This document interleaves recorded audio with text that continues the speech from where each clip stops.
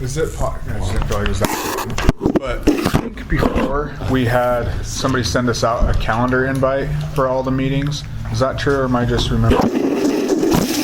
No, we need to. Will you have more to? Sure. I mean, if we don't want to do it, that's fine. It just was good for me because then when one would get canceled, I would notice it on the calendar instead of my own calendar. Yeah, Okay, thanks. And she put another one out just before the meeting, and I emailed her back and asked her to do that. Oh, okay. Great. So, Awesome. She sent us the calendar again, but not the meeting invite. exactly. It wasn't what we were shooting for the other day when we talked about it in the chair meeting. Thank you. Because Tammy, you need one of these? Felix? I got one of these. Okay. We going? It's recording. All right, we're ready to go. Welcome everyone out to our pre-meeting for our January 14th meeting. We got several sets of minutes here. I know we talked about some of the that Tiffany mentioned last time about trying to state our names, where we talk till they get used to the voices. I think there's a few spots in here where a couple of our names are a little mixed up in who was making some of the comments, but Arizona. huh? Arizona. Oh, yeah. I'm trying to pull it up. So I just highlighted all the ones. It said Cammie said a lot last meeting. And although we wish Cammie would say more, that was really me talking. Yeah. That's what we kind of figured. So which one are we looking at? Sorry, as far as minutes. Well, I think 'Cause that was- if Sarah's got some corrections, let's just, what we can do is just table our minutes, or we can approve the minutes with the corrections Sarah's got, or It's really just every time I went through every time it says Commissioner Klontz, it should say Commissioner Wickren. And this is Commissioner Wickren. And at the end of the meeting, Andrew was one that congratulated the public for coming. And I got credit for you. Well, thanks. I don't care. That's one thing I was going to ask is, I know we have a new system or whatever as far as getting these minutes, but when we're reviewing like a few months or a few meetings back, it's really hard to be consistent on remembering what I said or anybody else said. Right. So, and all the other things that I'm part of, we have them within a week. For me, I don't need it that quick. Like the next meeting's great, but it's hard to go back several meetings before and remember the conversation. And that's one reason why we're contracting them out. Okay. Is just because we are not able to stay on top of them with the staff resources that we have right now. And it's actually been a really good I thing apologize. because it allows us to use our staff in other areas that really makes us more efficient. So I'm assuming we'll just get caught up eventually. It's just because we're a little We will. backlogged. Okay, Yeah. cool. I think we're getting closer now, We looks are. like. We're getting a lot closer. And the person, to her credit, is the owl didn't have a great recording. And so that was a little bit of a problem. And then once we get, if you guys just for the first couple meetings, just really state your names more Okay. when you're doing things, just so she can kind of get a feel on names. Because Ogden Valley Planning Commission, she's been doing it for a long time, and it's been really efficient. It's just her kind of catching Yeah. up on those things. Makes sense. So. Well, and Sarah and I sound a lot alike, so. You do. and Cammie. Right.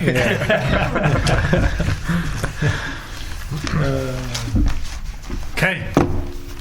So, is that good? How we want to have the minutes then? Just are we good with just those corrections? And I think we can just, state that. I was trying to find the instances. There's 5 or 6. Yeah. And they're only in the September 17th meeting. Okay. She gets this recording, doesn't she? She does. Okay, Yeah, but I will also follow up with an email awesome. Thank you so because I much. send attendance records as well. Okay. First item we got the design review. Tammy, Yes. your big building. Your big building. The only reason this is coming before you guys, this is a residential accessory structure, but because it's more than 10,000 square feet, it has to go through the design review. Well, actually, because it's more than double the square footage of the home, it has to go through the design review process. And because it's more than 10,000 square feet, it comes before you for the design review setbacks. So, typically in design reviews, we're looking at landscaping requirements, we're looking at parking, signage. They usually have to do with commercial uses. This is, according to the applicant, just a residential use. And so, if the planning commission feels that any of those may apply, they're welcome to look into that. Planning staff didn't feel that any of those requirements applied, so we looked at setbacks for a large accessory in the A1 zone. The site plan that you guys have in your staff report and that you'll see in the presentation shows that it meets those setbacks and height requirements. And I don't know if there's anything more to add to that. I don't know how you all. I drove through there this morning just to see, and I really don't feel like it has any issue with the neighborhood that it's in. So The nice thing too, it's a clear back to the lot. Yeah. out there, Right. Instead of right behind the house, so. Not next to really any other structures back Yeah. there either. Yeah. Yeah, not in the front yard like the ones out in Ewing. Oh, Don't get me So started on let's that not get one. going down that road. I just had to poke the bear. That's why I looked. I was like, well, it's not right in front of the house. According to the site plan, it's about 280, 290 feet from the front lot line. Pretty far back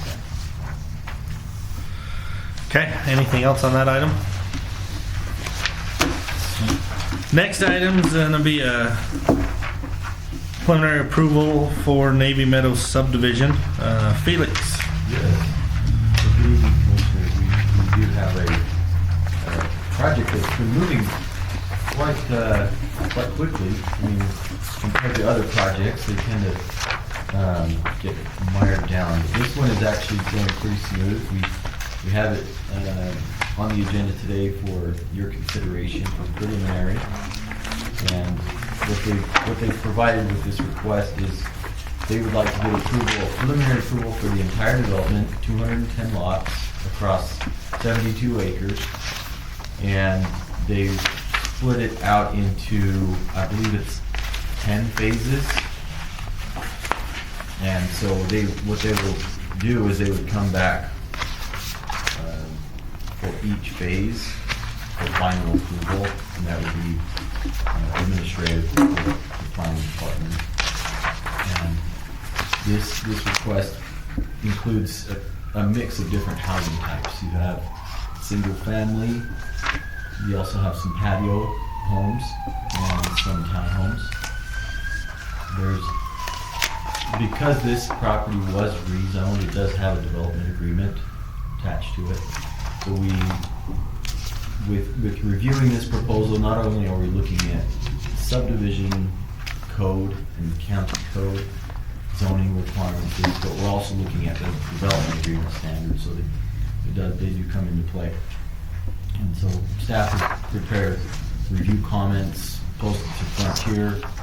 We've also prepared this report to include the phasing plan, the preliminary subdivision plan, and the will serve letters that are required for that prelim approval, and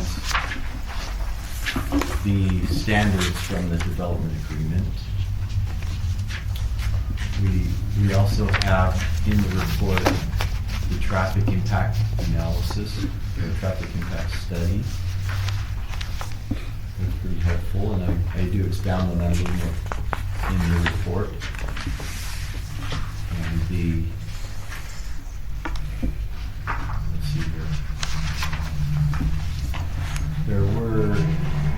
There were some questions regarding the parks donation. In this case, you do have a couple of parks in the development. There are around 5 acre parks. One's a parkway, which would just remain natural vegetation along the Hooker's Road. And then you also have the park on the east side of the development, which will be more of a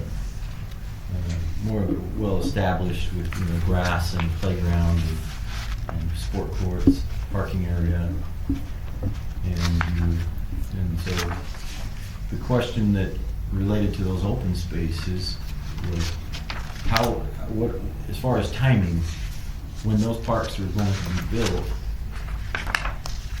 are they going to be built within each phase, or are they going to be attached to which phase? And so what staff did is reviewed in the development agreement, there are stipulations to help guide the timing of those open spaces. And I've also included as in my presentation as a condition of approval that any phase that's developed that within the vicinity of the park, the park improvements will be included with that phase.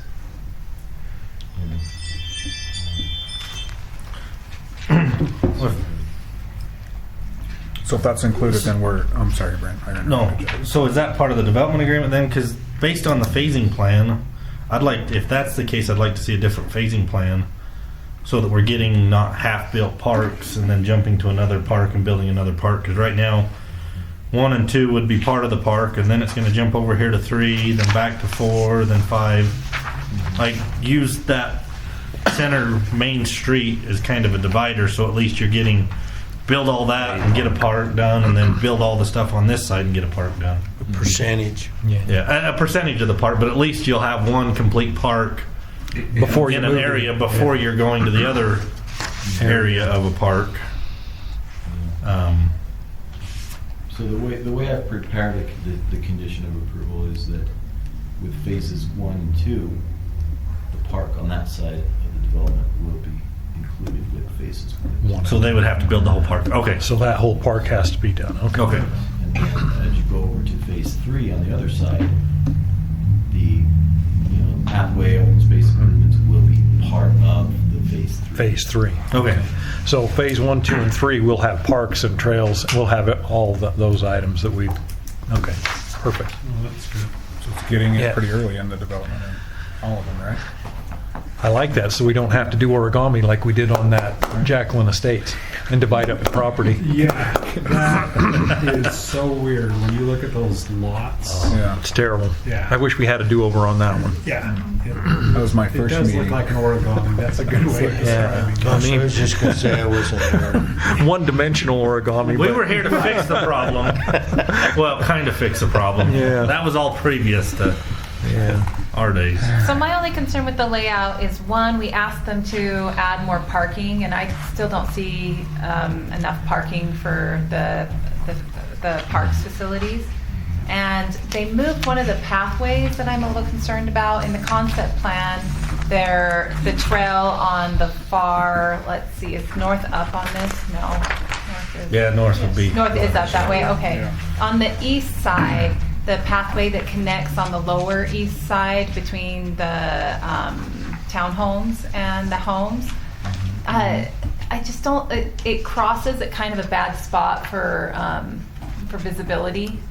And so in the concept plan, they had it crossing at the straight part of the street and connecting closer to like kind of the middle of those homes, so you can go across and connect to the pathway there.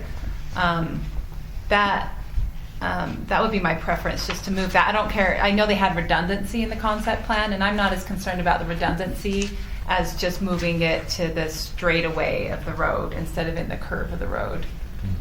That makes sense.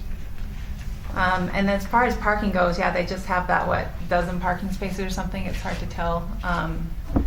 That little spot there, and I mean, they could, I guess, Street E. The nice thing, you got parking all along Street E, because that changed from the concept plan too when they Yeah. shifted. Because I really like how they shifted that center road Yeah. against here, and then so all of these, no frontage is gonna be along that main road in there. I wonder if they put like just angled parking on one side of Street E. And that should be a 60-foot right-of-way road, so you've got So do we have enough there should be plenty for at least shoulder parking. shoulder parking? Yeah, you'd have parallel parking along Street E and Street G. Oh yeah, well, that part of Street G. Yeah. Because the lots are really close on those other streets where I don't think we're going to get a lot of parking Yeah. because the driveways will be so close to each other. Yeah, I don't know. So just kind of your thoughts on parking with that. That just ends up being kind of a bugaboo when you get a park. I think I don't know, I wonder if it's sufficient because you have so many homes around there that would be using this, if it's sufficient for the others that aren't within walking distance to still be able to utilize it with the on-street parking. I think there's plenty.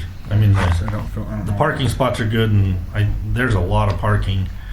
You figure all of that frontage along Street E, I mean, there's a lot of cars that can park along there. I just know some parks like up in Ogden, hopefully in this open space, they'll have more than just open space. It'll develop into maybe some usable fields, and I think you get a couple of sporting or even just one soccer game. I think about a park that we go to. One soccer game, you've got at least 20 cars at, if not more. And so is that enough with the roadside parking? You've got Maybe. I can't tell how many you've got there. 3, 4, 5, 6, 7, 8, 9. 9 times roughly 50 is 450. The 30-foot pathway, you got roughly 500 feet along Street E. So that should be So enough. that would take, even if you 20 say 20 feet a car, 20. Well, 25. 20 to 25. so you got 25 along there. You've So that got a gives few you there plus what they got there. 25. So you got- So we got about 20 spots maybe along E, and then maybe however many are there. If I can see it, 1, 2, 3, 4. So you got 25, your 12 parking stalls, and a little bit on Road G. So you're pushing 50 stalls. Well, no. No, we're pushing like 35. 30, maybe. 35. About yeah. 30, 35 parking 25 spots. and 12 is 37, and then E, so you're pushing about 40. Are you doing both sides of E? No. Just one Oh, side. because the other One side's side. residential. Yeah, that's why I was wondering. I just Because don't want these. if you take the 500 feet, you got 20 stalls at 25 feet on 500 feet of length. Yeah. So maybe, and I can see them putting 2 sporting fields there. You get 2 events going. I think 50 cars for an event isn't unlikely. How much acreage is this? Do we know? It's 5 acres. It's right around 5 acres. 4.8 It's acres. a, So- it's Yeah, a it's big not gonna usable be a- plot, and it's So going are to you be in the wanting to county. jeopardize some of the open space to add some parking stalls in there? I think if we just put it along Street E, I don't think we'll be jeopardizing too much. Just make it more like angled parking or parallel How parking big's the along soccer E. field? And I don't even mind like how wide does Don't play Street E soccer. need to be. Polo field is 10 acres, if that helps.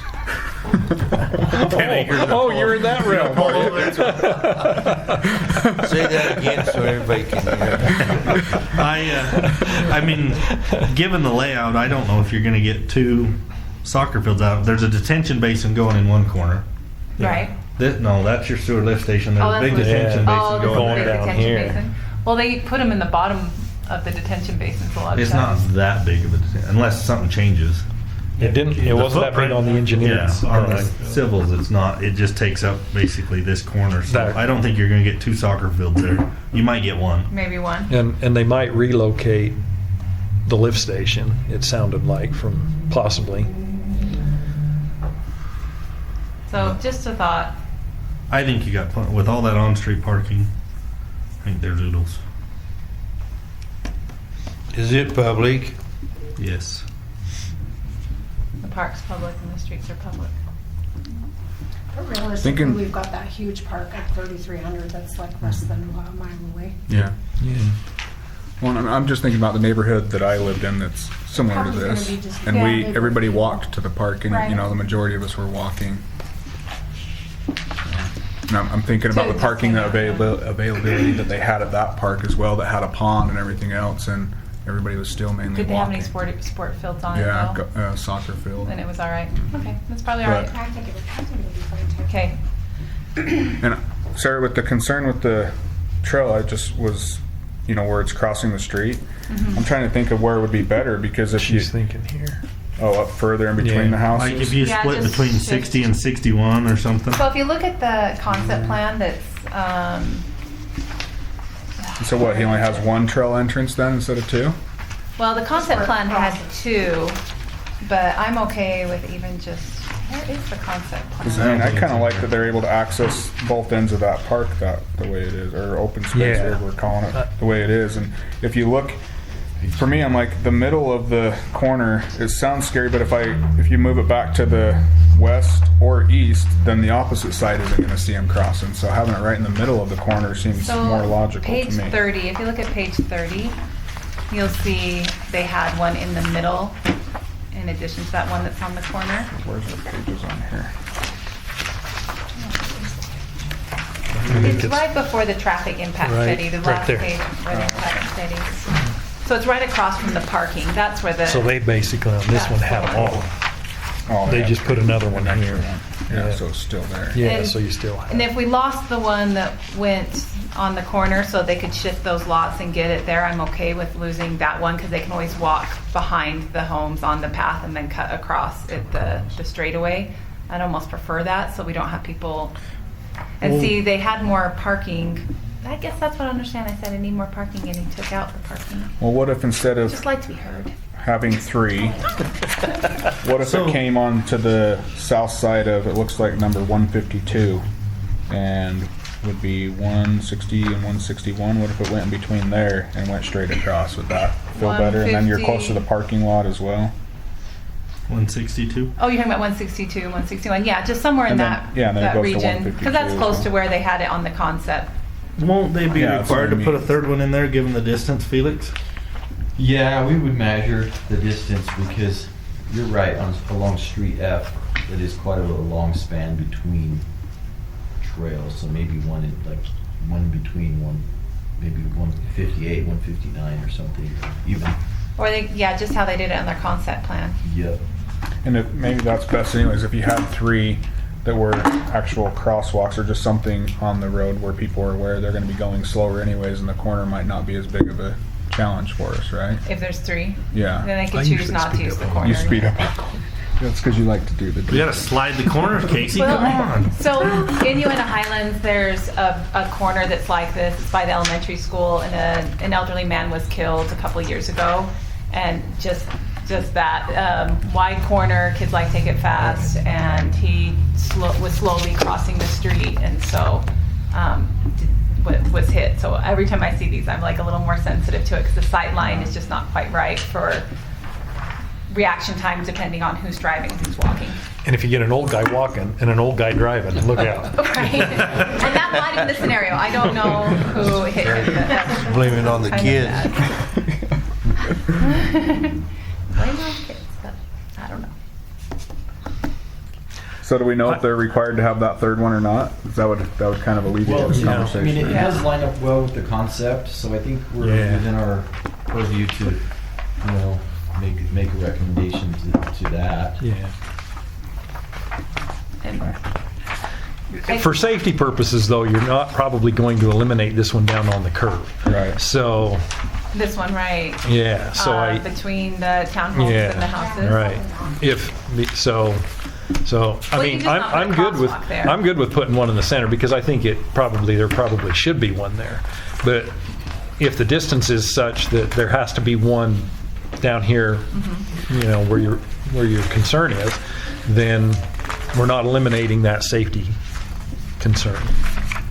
Well, as long as if they put a crosswalk at the safe spot to cross and not one at the corner, then hopefully people will turn the corner and go to the crosswalk. Go to the other one. Yeah, that's fine. Yep.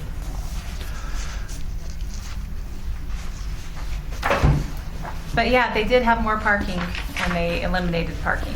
Yeah, but it looks like there's just a few. What is in place of the other parking that was towards the south? There's Lift a box station. there. They put A the lift station okay. so they could push the lift station and shift it So you and lost. put the parking where they had it there. But you also didn't have all Yeah, you of didn't that have frontage. You didn't have F. Yeah. Oh, you're right. Yeah. Oh, okay, so that does Yeah. take care of that. You're right. That's equivalent. The way they changed that. Yeah, you Road get more on sign. street parking Wow. around the park. Okay, you're right. Sorry, I'll give up the parking. And definitely this design on the streets is much better. Oh, Yeah. Concept, yeah. Yeah. keeping that traffic off that main road, Yeah. or all those driveways off that main road. Main road, yeah. And it alleviates the problem with the little cul-de-sac we were drawing into that other property because it leads access into that existing. It's nice when the developer comes to the work session and then does what we work out, right? It's helpful. Well, you feel listened to that way, huh? Seriously, Sarah's yeah. being It's like heard. that's the whole point of the work Get rid of session, the right? parking. So Like, I They just heard wanted you. more parking. They heard you. Okay. Okay. Then y'all get a vote on new chair, vice chair. Then we get some work sessions.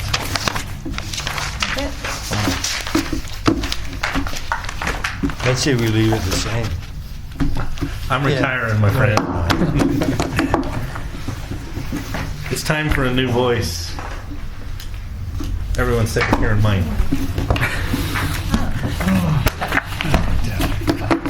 I'm sick of hearing mine then. Maybe everyone else is, but we know that that's not going to get rid of your voice, Brad. well, see, it makes it better because if I'm not the chair, I can make motions. I know, it's what I'm saying.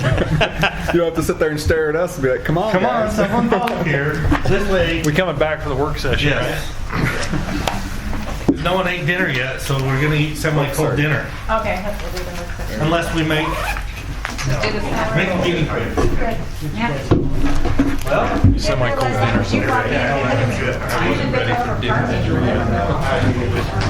Okay. Go try this out.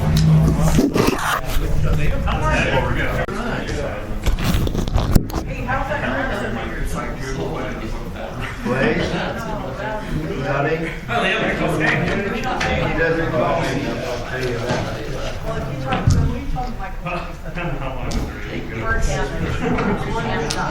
He's over. That's what I understand. I figured now that Sharon took over this chair, we could sit tired.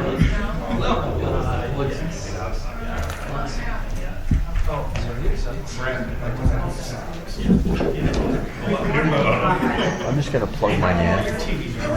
I don't want it to die in the presentation. I'm just gonna plug it in right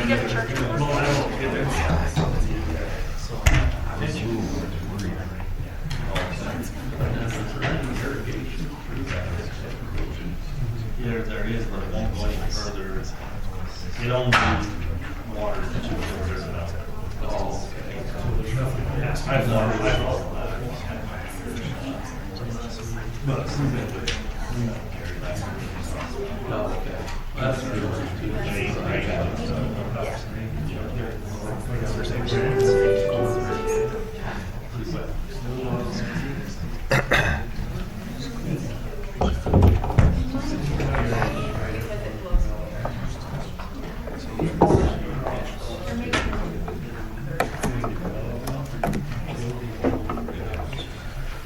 Is that for the work session?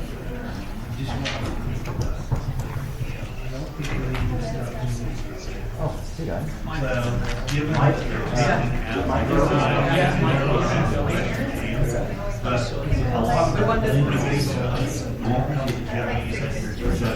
It'll all be done by sure. So I think there's some stuff that they want to keep in there. The town already has say so. A lot of stuff being available. That's what's in the question. No, just for this, just to be a town. You might not want that's just for you. Oh, well now maybe it's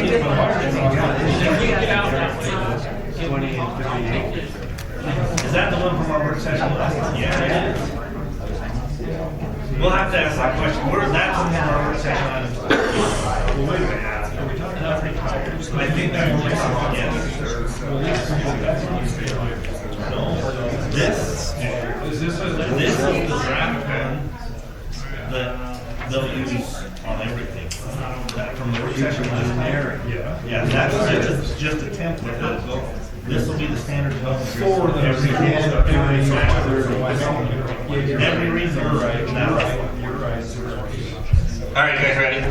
We're late. Commissioners, just a gentle reminder, please make sure you speak into your microphones. Thanks. You betcha. And state your name And state your name. for the purposes of our new note taker. All right, I'd like to welcome everyone out to the Western League Planning Commission. Today is January 14th, 2025, our first meeting of the year.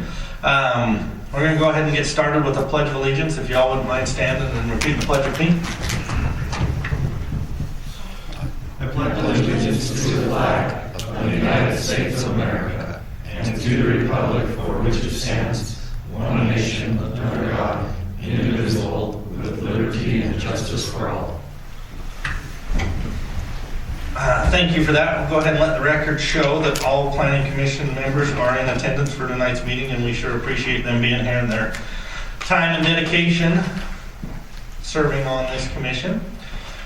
First item on our agenda is going to be our minutes from September 17th, October 8th, and November 12th. We had a little bit of discussion in our pre-meeting regarding a few changes to the September 17th meeting regarding some of the commissioners, what commissioners said. Changed a few things. So any other comments on our minutes? Seeing none, I'm ready for a motion to approve those minutes with the changes that were stated in the pre-meeting. Chair, I'll make a motion to approve the minutes for September 17th, October 8th, and November 12th per the changes that were discussed in the pre-meeting of tonight's meeting. Thank you. That motion was made by Commissioner Favero. Do I get a second on that? Second. I got a second on the motion by Commissioner McCormick. All those in favor say aye. Aye. Any opposed? That passes unanimously. And next on our agenda is going to be our administrative items. First item is going to be item 2.1 DR 2024-06. This is going to be a consideration and action on a request for a design review approval of a 10,100 square foot accessory building in the A1 zone that is more than twice the size of the primary dwelling's footprint. Director Grover? So on this administrative item, you'll just be looking at code, making sure it meets the requirements associated with that. On administrative items, we don't typically take public comment. It's just looking at if it does meet code or if it doesn't meet code. And that's the same thing for the second item as well, and Ms. Aydelotte will be presenting this item. Awesome, thank you. Okay. Good evening, Commissioners. This is a proposal for a large accessory structure for the purposes of accessory residential use. This is located at approximately 4637 West, 2800 South in Ogden on a little over 1.5 acres in the A1 zone. What you see on your screen, hopefully you guys can see it as well, is an aerial of the parcel and a site plan as well. This is the area where the applicant is looking to install this accessory structure. A couple of things to note, mostly for the record, and that is that typically accessory structures don't come before the Planning Commission, nor do they usually require design review. However, our ordinance is pretty clear in that when an accessory structure is proposed and it is more than twice the footprint or twice the square footage of the existing residence on site, it has to go through a design review process. The next threshold that it kind of crosses over, which is why it's before you, is because it's more than 10,000 square feet. So because of the size of it, it's coming before you for administrative approval. A few things to note. This would fall under our section of ordinance that is tied to large accessory structures. Anything 1,000 square feet or over. We have setbacks, we have height restrictions tied to this. We also have exceptions in here. So I wanted to just read you a couple of these specific to large accessory structures. So the setback for this, for a large accessory structure, is the front setback is 30 feet, the side is 10 feet, the rear is 10 feet, and the maximum height is 25 feet. However, if the accessory structure is located at least 100 feet from the front property line, and this one, as you can see on the site plan, is over 280 feet, then we allow it to get as close as 3 feet to its side lot boundary and as high as 35 feet. Where this is a residential use, so now I'm going to move into the design review portion of this, where it's a residential use, we don't apply typical standards that we look at with design review. If this were a commercial use, we'd be looking at landscaping standards, we'd look at parking, we'd look at signage, traffic circulation, architectural standards. We didn't apply any of these standards. However, the Planning Commission can, if they see that it's appropriate, can apply some of these if they feel like what's being proposed is detrimental to the surrounding development and area. And these are your considerations down here at the bottom. What they've supplied to us does show compliance with setbacks for a large accessory. Staff doesn't feel that there would be any negative impact to the surrounding development. And so that is where we are. These would be the typical standards in a design review application that we are not applying, and why. And as far as any extra conditions of approval, staff is recommending approval subject to satisfying any review agency comments that are in their building permit application that we have in right now. Do you have any questions for me at this point? Okay, thank you. Okay. All right, commissioners, any further discussion on this item? Seeing none, I'm ready for a motion. Chair, I'd like to make a motion. Not sure if I'm going to do it right since it's a little bit different than what our normal ones are laid out, but hopefully we'll do it right. But just with my motion, I just want to say I drove through this neighborhood this morning just to kind of visualize where it's going to be, and I think that the proposal is appropriate for the location. Let's make that statement. So that being said, I'd like to motion for a positive recommendation on item 2.1 DR 2024-06, and with a positive recommendation with what has been presented to us in the documents. And would I normally need to read the staff recommendation portion of this, or are we good with just that as our motion based on the staff recommendation? Okay. Yep. Then that would be my sloppy motion. I apologize. All right, and that was Commissioner DeVille made our motion. We've got a second. Second. Lots of seconds. We'll give that one to Commissioner Andreotti. All those in favor on this say aye. Aye. Any opposed? That passes. All right, next item is going to be item 2.2, LVN 091924, consideration and action on an administrative application for preliminary approval of Navy Meadows Subdivision consisting of 210 lots. Director Grover. On this one, administrative approval as well. Subdivision preliminary just goes to you for your consideration, and then final approval is done administratively. So, Mr. Lleverino will be presenting. Yes. Did I get your name right? Yes. Been working at this for so long. It's sounding much better. I think your Spanish skills are increasing. I don't even try, because I know I'll slaughter it. Okay, Felix, I can get that one right. That's good. I appreciate the effort made, because I've heard my name so many different ways. But so good evening, commissioners, and the staff is glad to present this proposal. We feel like it's pretty well polished, and being that it has gone through rezone. This property was previously zoned A1, and it was rezoned to the R115, and which allows for that 15,000 square foot density average. And so some of the things we'll look at this evening is the proximity to public streets, its location within other areas such as water facilities, and also the inclusion of parks and open space with this. We'll look at the preliminary plat. We'll study the aspects regarding the roadway connectivity and pathway connectivity. We'll also take a look at the development agreement. The development agreement, I don't have those examples with this presentation, but they are included with your staff report, and we can reference those at any moment throughout. And before I go too much further, I also wanted to bring up, I received some public comment from Mr. Mike Rose yesterday. We had a discussion over the phone regarding the surface water that does accumulate on this property. Looking at the FEMA flood zone, there are some wetlands that exist on the west edge as well as on the south edge along 3300 South Street. Mr. Mike Rose was concern was that the water that accumulates here, efforts that the developer would make to mitigate those flood, the gathering water, could affect properties to the south or adjacent properties with flood water. So I just wanted to bring that to your attention, that there is some concern from Mr. Mike Rose in that regard. Moving on to the next slide. Here we have an image of the development agreement concept.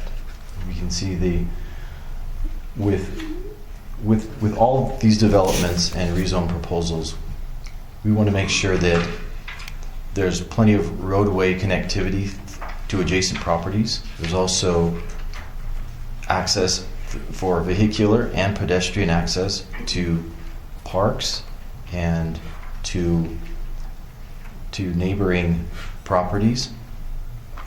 You can see in the south corner, in the southeast corner of this, there is some space for townhomes, and then surrounding that townhome area, you have patio homes, and as you work further toward the perimeter of this development, you can see areas for standard single-family dwellings, roughly 10,000, 6,000 square foot lots.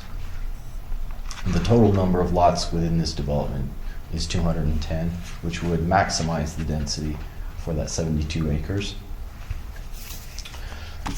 There are also some parks and a parkway. So the park would be, and the parkway would be developed by the developer and then donated to the Taylor West Weaver Parks District as a donation. Taylor West Weaver Parks District is very pleased with what the developer has proposed, and they're also ready to accept this area to be added to public facilities as far as recreation grounds and areas for outdoor activity. The park on the east side. Let me go to the next slide here. This is their subdivision plan. You can see there are some differences, but overall, very very similar. The density calculations remain the same. The number of townhomes remains the same. There's proposed to be 23 patio homes, 73 6,000 square foot plus lots, and then 68 10 to 15,000 square foot lots. So the request today would basically be approval of this plan with the phasing plan. You can see here they plan to split this into 10 phases. Phases 1 and 2 will be required to install the parks and open space on the east side, and phase 3 would be required to install the pathway and other amenities planned for this natural parkway along the Hooper Slough. I'd like to go back to this slide and point out one thing that was mentioned during our work session was the distance between trails on this street F. So typically what we like to see is the distance between trails is 400 feet. So it would be ideal to have a path here, and doing so would actually line up pretty well with what's shown on the concept here that was approved with the development agreement. There's also, I've included the cross sections for the 30-foot trail easements. So those 30-foot trail easements, those run throughout the open space areas, and they also run through the middle of the lots. They also run along the north edge. These pathway easements will have landscaping on either side. They will also have some shrubberies and trees, some park benches. They will also have, let's see here, the pathway itself will be 10 feet wide. They will be asphalt. And the pathways along the street sides, as you can see, those will be 10 foot of pavement. Those will need to be concrete.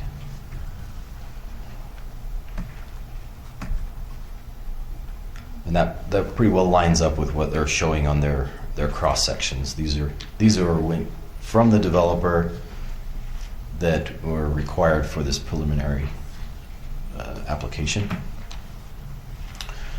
I brought this slide up to show you the utilities plan. So far, the developer plans to run the utilities, particularly sewer, would exit on this north. Here, you have a pump station here, and the sewer would be pressurized through a 6-inch pipe north up to one of this a development called the Cameron Point, which it would tie in with the Central Weber Sewer District line. Central Weber Sewer has provided a will serve letter, as well as Taylor West Weber and Hooper Irrigation for those required services. Some of the standards that to consider when reviewing this proposal and making recommendations would be the subdivision preliminary requirements, zoning and site development standards, road connectivity, and the development agreement. And moving on to staff's recommendation, which occupies a couple of pages here. The first one would be, staff's recommendation for preliminary approval of Navy Meadows with the phasing plan.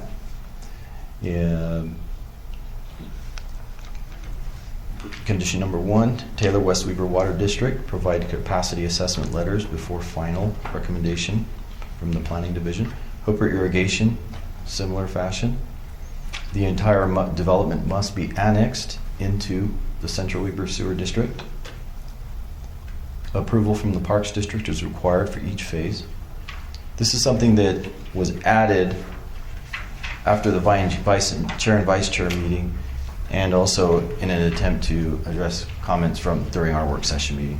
So this next one, where it talks about parks within the vicinity of phases 1 and 2, shall be included with the improvements of phases 1 and 2.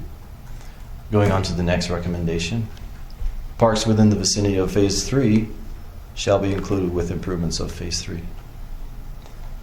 This is an effort that we're making to try to provide those amenities with the residents that are moving in, and making sure that we have agreement from the Parks District in that regard, as well as they're able to fulfill that requirement they have with the Park District and with the County Planning Office, and through the development agreement. The next condition, civil drawings shall include pathways, open space improvements. So these are some of the things that we will definitely need to require through our review of each phase along final approval. The developer shall enter into an improvements guarantee, which is very standard for all subdivisions. And lastly, the street cross-section for a 60-foot right-of-way shall have 5-foot sidewalks on both sides and be a 6-inch depth. And that concludes my presentation. Any questions?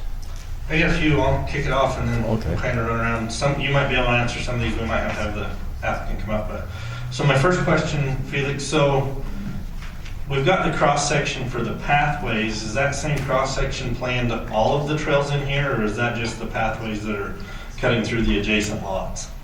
Yes, that would be just for the pathway, the 30-foot pathway easement.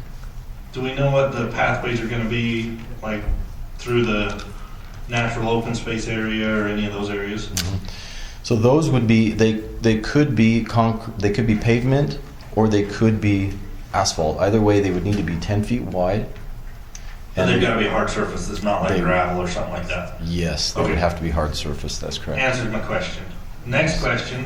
So I understand Parks District is willing to take on the park and then the open space area through the Hooper Slough area.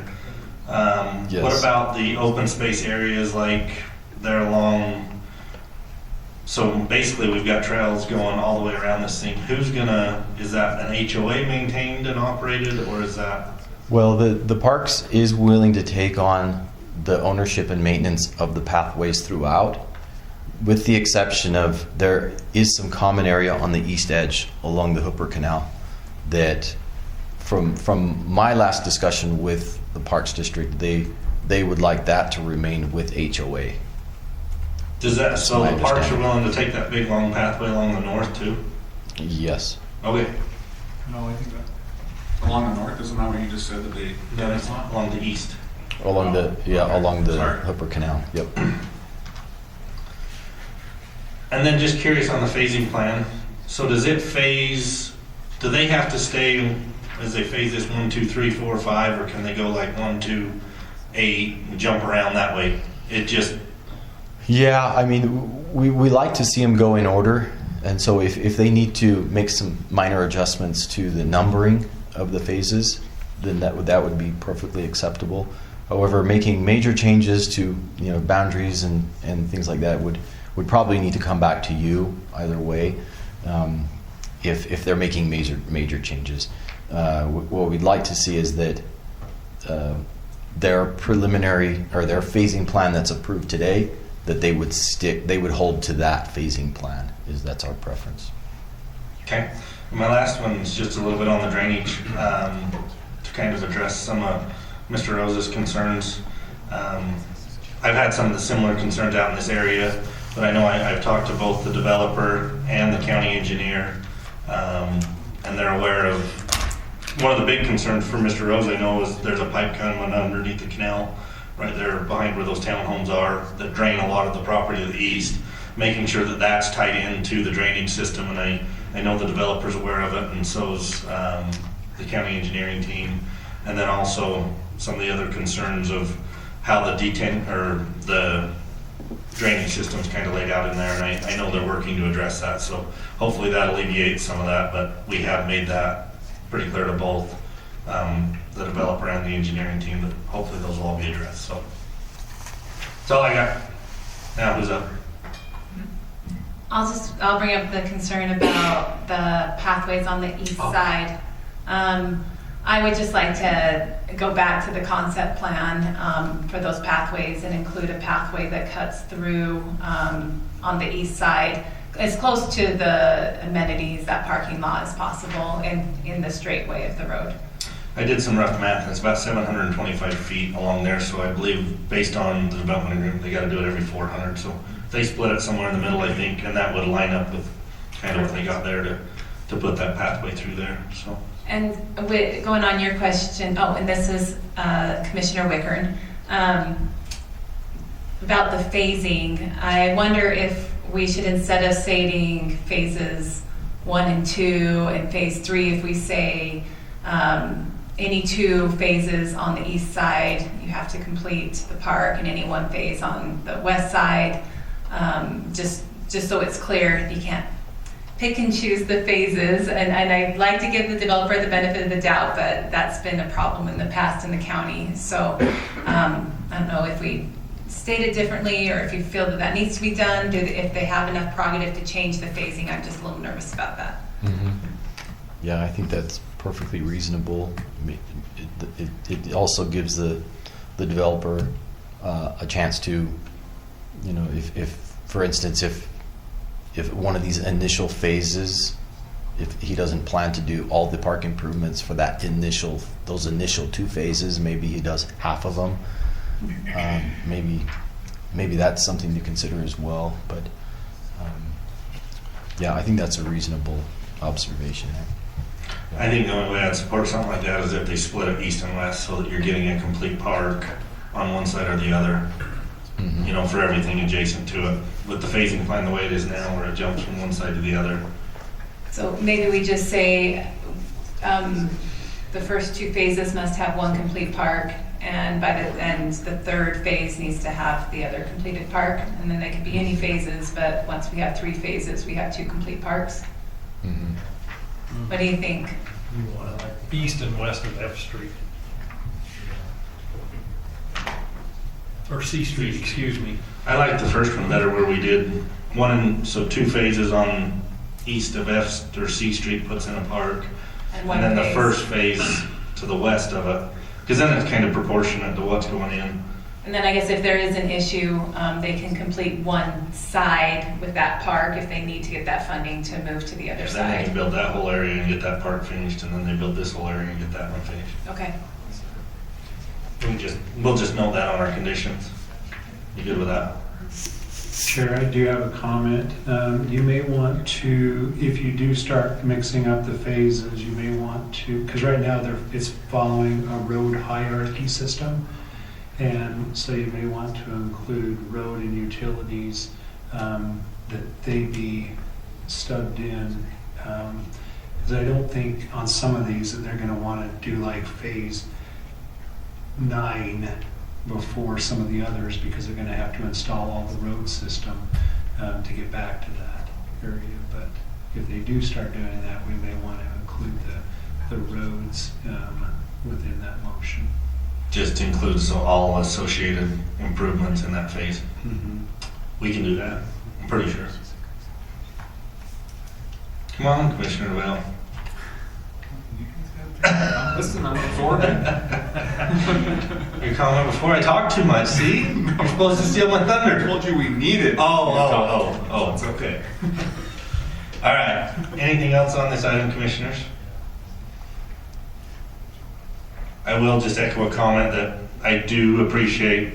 We talked a little bit in the pre-meeting of, based on what was presented as the concept plan, they took all of our comments, pretty well all of them back and addressed it, especially into road configuration. So really appreciate the developer working with us on that and laying that out. I really like that Street C will not have anything frontage onto that, because as more ground develops through here, it'll be really nice. That's C. That is the. Yep. It'll be really nice to have that as just a thoroughfare and not have a bunch of driveways and stuff on that, so I do appreciate that. Any other comments? I have a comment, basically, it's for staff. Have you looked at? Oh, your mic now. Jim. Mike. You're gonna confuse him on That's it. That's not Grandpa Mike, it's Uncle Jed. Pull your mic down. I just wonder if you had looked at that, if staff had looked at that for micros down where that slough is. Yes, that's something that we're going to pay special attention to. Mike has invited us out to the site. So what I'd like to do is get an engineer and maybe another planner, and we can go out together and really just kind of get a professional on site and get some recommendations that way. That's all I got. Any other comments? Any questions for the applicant? Has the applicant got anything for us? No. It's easier when you don't have to get up top. All right. Seeing nothing else, I can have fun. This is my last meeting sitting in this chair, so we're gonna have fun tonight. All right. Okay. Last meeting, your last meeting as chair. Well, last meeting sitting here where I have to conduct at least. We'll worry about the rest of that later, but the next item I get to give up my post and sit here too long. It's time for someone else's turn. Okay, if nothing else, I'm ready for a motion on this item. Chair, I will make that motion. I motion that we, for a positive recommendation to approve item 2.2 on our agenda, LDN 1924, consideration and action on an administrative application for preliminary approval of the Navy Meadows Subdivision consisting of 210 lots and the Navy Meadows phasing plan. This is Commissioner Wickern. I do this with all the staff recommendations in our packet, and all the followings, and all of the findings in our packet, but I'd like to add 2 recommendations. I recommend that the park east of Road C must go in with any 2 phases east of Road C, and the park west of Road C must go in with any 1 phase completed west of Road C. Also, that all associated improvements and access for each phase must be completed, I guess for each phase. 2. All improvements for each phase are installed with that phase. Yeah, and I think that's kind of included. Okay, yeah. Yeah, all improvements are included for each phase, and I guess they have to do that. So that is my motion. Any discussion? What? Your pathway. Oh, thank you. I'd also, one more condition, that an additional pathway be included on the east side of the development, similar to what was shown in the concept plan. All right, Commissioner Wicker made a motion. Do I have a second on that motion? I'll second. Commissioner Favero seconded. All those in favor, say aye. Aye. Any opposed? Okay, that passes. All right, now my favorite item on tonight's agenda. This is going to be the election of the 2025 chair and vice chair. So just so you all know, I am no longer eligible to serve as chair, and I'm ready to pass the torch. I've sat in one of these 2 positions for the last 6 years, so it's time for someone else's turn. No, I really enjoyed it, but it's still someone else's turn. I want to make motions again. I can't make motions sitting in this chair. Got a lot of built-up emotion. I do. You've kept me quiet for 2 years now. Okay, so we will start this off. Is there any special procedure I got to go through? Or do I just start one of them? You want to ask for nominations? I know, but do I not start with the vice chair or the chair? Chair and the vice chair. Okay, so we're going to start with nominations for our 2025 chair. Since I'm the chair still, does that mean I can't make a nomination? We're pretty loose on the bylaws on that. We're loose on everything tonight. Well, We get to deal with Ogden City tonight, so I'm going to be all amped up. Chair, are you asking for nominations? Yes, I'm asking for Okay, nominations. I'll ease the burden for you. I would like to nominate, this is Commissioner Neville nominating Commissioner Favero as chair. I'll second that. I can second it. Okay. They're loose on it. No. Okay, second on that is going to be Commissioner McCormick. Do I have any further nominations for chair? Do I have to say it 3 times like I do at Farm Bureau? Okay. Farm Bureau, I have to do it 3 times and then I can cease nomination. No. All right, we'll go ahead and call nomination cease. We'll take a vote. Do I have to vote on it? Or since I only have one, he's in?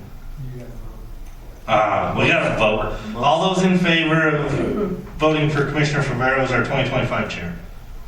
Aye. Aye. Any opposed? Sweet. Okay, that passes. Now we get to go to vice chair. Chair, I'll make a motion, because turnabout is fair play. I'll nominate Commissioner Neville as vice chair for 2025. I already got a nomination. I got a second on that nomination. I'll second. Commissioner McCormick seconded it. Do I got any further nominations? He did that with a little bit of a crooked smile. All right. We're going to get this done. Seeing no further on nominations, all those in favor of Commissioner Neville as our vice chair, say aye. Aye. Aye. Any opposed? Okay, we've got Commissioner Favero will be our chair and Commissioner Neville will be our vice chair. Next item is going to be public comments for items not on tonight's agenda. You're all here for the work session? Besides Pat, he just always comes. He must not have anything better to do on Tuesday nights. Okay. No public comments. Remarks from planning commissioners. I got one. Just want to Thank you for your service for the chair for the last, 2 years, Chair? And you did a great job at it. We appreciate that, or I appreciate that. Thank you. Oh, thank you for that. Ditto for the vice chair. Andriotti said that. Ditto. No, we've had a great team. We've really got a great group of folks up here, so it's been a pleasure to serve with all of you. So, Chair, I have a couple comments after. oh, Sorry. Okay. Sorry, go ahead. They're easy. Thank you as well, and thanks to everybody for the support, for being willing to vote me in, I guess, and having that, I guess, trust in me, we'll put it that way. But then I have another comment, maybe for Director Grover. I've had some public feedback with some of our big meetings on the building not being accessible, them not being able to, they said the doors were locked, and so they wanted to make sure that we were aware that the public is not able to attend, so. No, we're trying to work that out. Okay. We have a sign out on the door, and they actually call my cell. Oh. And then I go let them in. Okay. But we're trying to work that out because it's an issue. And with Mike Chapman not being here with the sheriff, Yeah. and that they're real hesitant on Okay. security and that, and getting people in the building and that. So that's something we're trying to work out funding wise and everything. Great, perfect. I just want to make sure you're aware of it because I had multiple people after our last big one say, hey, we couldn't even get in the door, so. Yeah. Okay. I'd like to have Mike back. Is there any chance of that? We're working on that. He's out at, he's at one of the high schools right now. We really want him back as well. He just did a great job, and the commissioners do, but it just comes down to funding. Thank you. That was end of my. All right, anybody else? Okay, next one is going to be Director Grover. So the only thing, we're trying to plan a planning commission dinner, and we've set the date for February 18th. That's the third Tuesday in that month, so it doesn't conflict with any of your meetings or any of the Ogden Valley Planning Commission meetings. We haven't set on a venue yet. We're thinking we want to mix it up a little bit. The last 2 years we had it at the Jeremiah's reception area, but I think we need to share it around. And so we're looking at another one, but I'm just looking at the date. Does that work for you guys? Sounds good to me. Rest of it? Okay. All right, that's all I got. Oh, for the NPC 25, we'll be sending a commissioner to that, so I'll have Crystal and get with you guys on that. It's not a great place, it's in Denver, but the date, just so you're aware, is March 28th, which is a Friday, through April 1st, a Tuesday. So that's kind of the time frame on that. And I'm thinking it's Commissioner Neville's turn, but I need to go back and look at the list. So I don't want to go off my memory. That's all I have. Mr. Liam? No, sir. Thank you. You didn't even want to give a comment at my last meeting. I'll talk to you later. He'll get mad at me later. All right, I got one more. Huh? It's not like you're dying. We do appreciate all you have done, though. Thanks, Director Grover. One more item before we go to work session. I just want to wish Uncle Jed a happy birthday, and this is the best place to spend his birthday. Kind of like Pat, he likes being here. He's even spending his birthday here with us. So happy birthday to Uncle Jed down there on the end. So with that, we're going to take about a 10-minute break, and we'll go into our work session. We're going to meet our work session in the back room. So. Yep.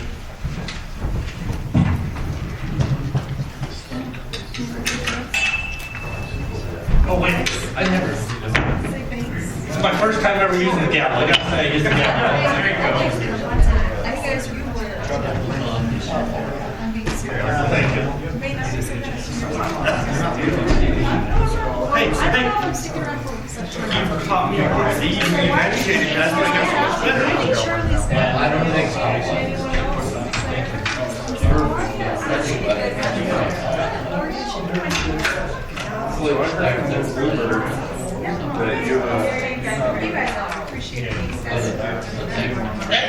Yes,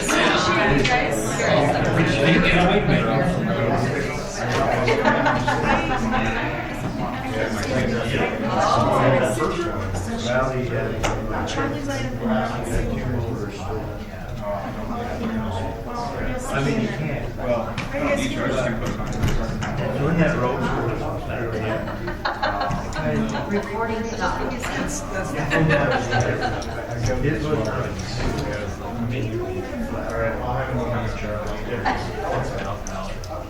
was. I voiced my opinion in there. Yeah. One time, you're talking over. they just took the photos.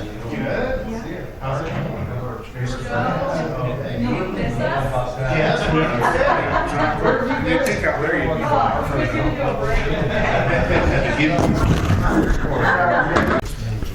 I just need to do this really quick. All right, we'll go ahead and get going on our work session items. Recording in progress. Although, new chair, do you want to take over? Hey, new chair, do you want to take over? No, go ahead. I'm really trying to pass this buck. Good enough. That's good. I got to get every inch out of you. We'll go ahead and get our work session item. This first item is going to be discussion regarding rezone map amendment that would change the zoning of a 25-acre parcel from manufacturing M1 to residential R3 at 1811 West, 3300 South. Name the Midland Townhome Development. This is the third work session with us on this proposal. And it sounds like they've got a few design changes and concept point changes, so welcome. Yep, thanks for having us. It was a pleasure to come in and speak with you guys. Like you said, this is our third time in now. I think we made some good progress in our prior meetings. I know the last meeting we had a couple new planning commission members. It was kind of their first time looking at it. We've taken a lot of your feedback and kind of questions that we need to get answered, parties that we need to speak with. I think it was kind of like December 10th, early December is the last time we met. So since then, kind of going high level here. Concept plan, made some updates with the connectivity and our amenities that we're showing. Had some negative feedback on our renderings that we showed last time. We've since updated those, so kind of get excited to see your guys' feedback on that. Landscaping plan, we're going to be going xeriscape like we've discussed. Brought some plant selections that you'll be able to see. We've also sent over to staff a drafted development agreement. Don't know to the extent how much you guys have reviewed that or any feedback so far, but wanted to let you guys know that we've made progress on that too. Yeah, I'm the landowner. I just want to say that I think we tried to listen and make sure we addressed all the items that you guys brought up last time. So I had down, and a lot of this is D.R. Horton, but address the elevations that fit with the new current code and make them look good. So I think they do. It's their product, but it looks night and day in my opinion from what it did last time. They also really ramped up the landscaping. It's still xeriscape, but it's more looks like something of substance there that I think would look better. The other couple of things, there was some question about the trail going to the west that we're going to be trying to get and how we'd maintain it, and whether or not Roy would take over maintenance of it. And so I'll let them talk about elevations and landscaping. I did go meet with Roy City, met with Steve Parkinson, and Steve said that they're more than supportive of it connecting to the other trail. They'd prefer it, as long as it's still in the county, that it maintain with the HOA, but if for some reason it ever went to Roy, they'd be fine to maintain it. He did also, I talked to him about use, saying, because I'd heard, and I'll address Ogden as well, but I've heard some concerns about the airport and the proximity, and specifically Roy being concerned about more housing or multifamily. According to Steve, and I didn't get a chance to meet with the mayor there yet, but according to Steve, he had talked with the mayor and he didn't see any problem with the proposed use that we're proposing to do there from Roy's perspective. There was also the question about Ogden, and I see Joe here, and I'm not going to put words in Joe's mouth, but I did go meet with Mayor Nadolski and Jared Johnson from Economic Development. I think I had understood differently what their concern was. I thought they were wanting it to be specifically like a designated use for the airport previously, like some kind of hangar or something. It sounded to me more like they're trying to protect. They've heard so much public clamor about the airport and the housing around it that's they feel like it's putting pressure on their airport, and so it was more of that concern. I talked to them about how the grade's totally different here and it's lower than some of the stuff they're doing with the new AFCU campus and whatnot. So they said so I had proposed, hey, maybe instead of just taking a blanket everything around, look at this things more specifically. It was a good meeting. They didn't, but it was only a week ago, and so I haven't heard any feedback from them where they decided. But the Ogden's here, so I have a feeling they're still ready to try to protect around the airport. But I feel like it's still, one of the hot buttons is we've got a general plan that's proposing this use. You've got freeway access close by. Why drive all the units in density way west when you have infrastructure here to support it? So I just wanted to say from my end as the landowner, I think I caught the concerns last time, and I wanted to make sure that I brought up that we try to address or at least get with each and listen. So I'll let them talk about their elevations and plans, and then maybe we can answer any other questions. Can I ask a clarifying question? Sure. So Ogden City's concern is that your structures are going to impede their airport? Is that what I'm in the end, no, they recognize that we're lower, so it wasn't that we were going to impede. It's just the fact that they've had a couple of plane crashes in Roy in the last few years, and so they're concerned. This is what I heard from the meeting, so I don't want to misstate, but they were concerned about every time there's more of that, there's clamor against their airport. I see. The airport needs to move anyways. Yeah, there's better places for that airport than where it's at. Where? Out west? Way out west. I don't want it there. More clamor. Further than you would. You're out west, but we're going way out west. They did recognize, though, this isn't like certain properties around have to file a certain type of form or report, whereas this one, they were going to double check, but in the meeting they didn't think that actually even applied to this particular site. We're not up high enough to be in their range. Awesome. Thanks, Brian. So just a little recap, right at the intersection of Midland and 1900 West, site's just roughly over 25 acres. Current zone is M1. General plan has mixed use residential. Our rezone application is the new R3A. Just a little context here. Which fits within that general plan, correct? Yes. Yeah. Just a little context here. We all know that this property is an island, county island, with Ogden on the east, West Haven, northwest, and then Roy right on the west there. Just kind of highlighted the higher density product that is nearby, just to kind of give you a feel of the area. Just a snippet of the general plan. We're kind of down here on the little island there. Zone for mixed-use residential in the general plan. Here's our site plan with updates to the connectivity as well as more landscaping on that main thoroughfare there.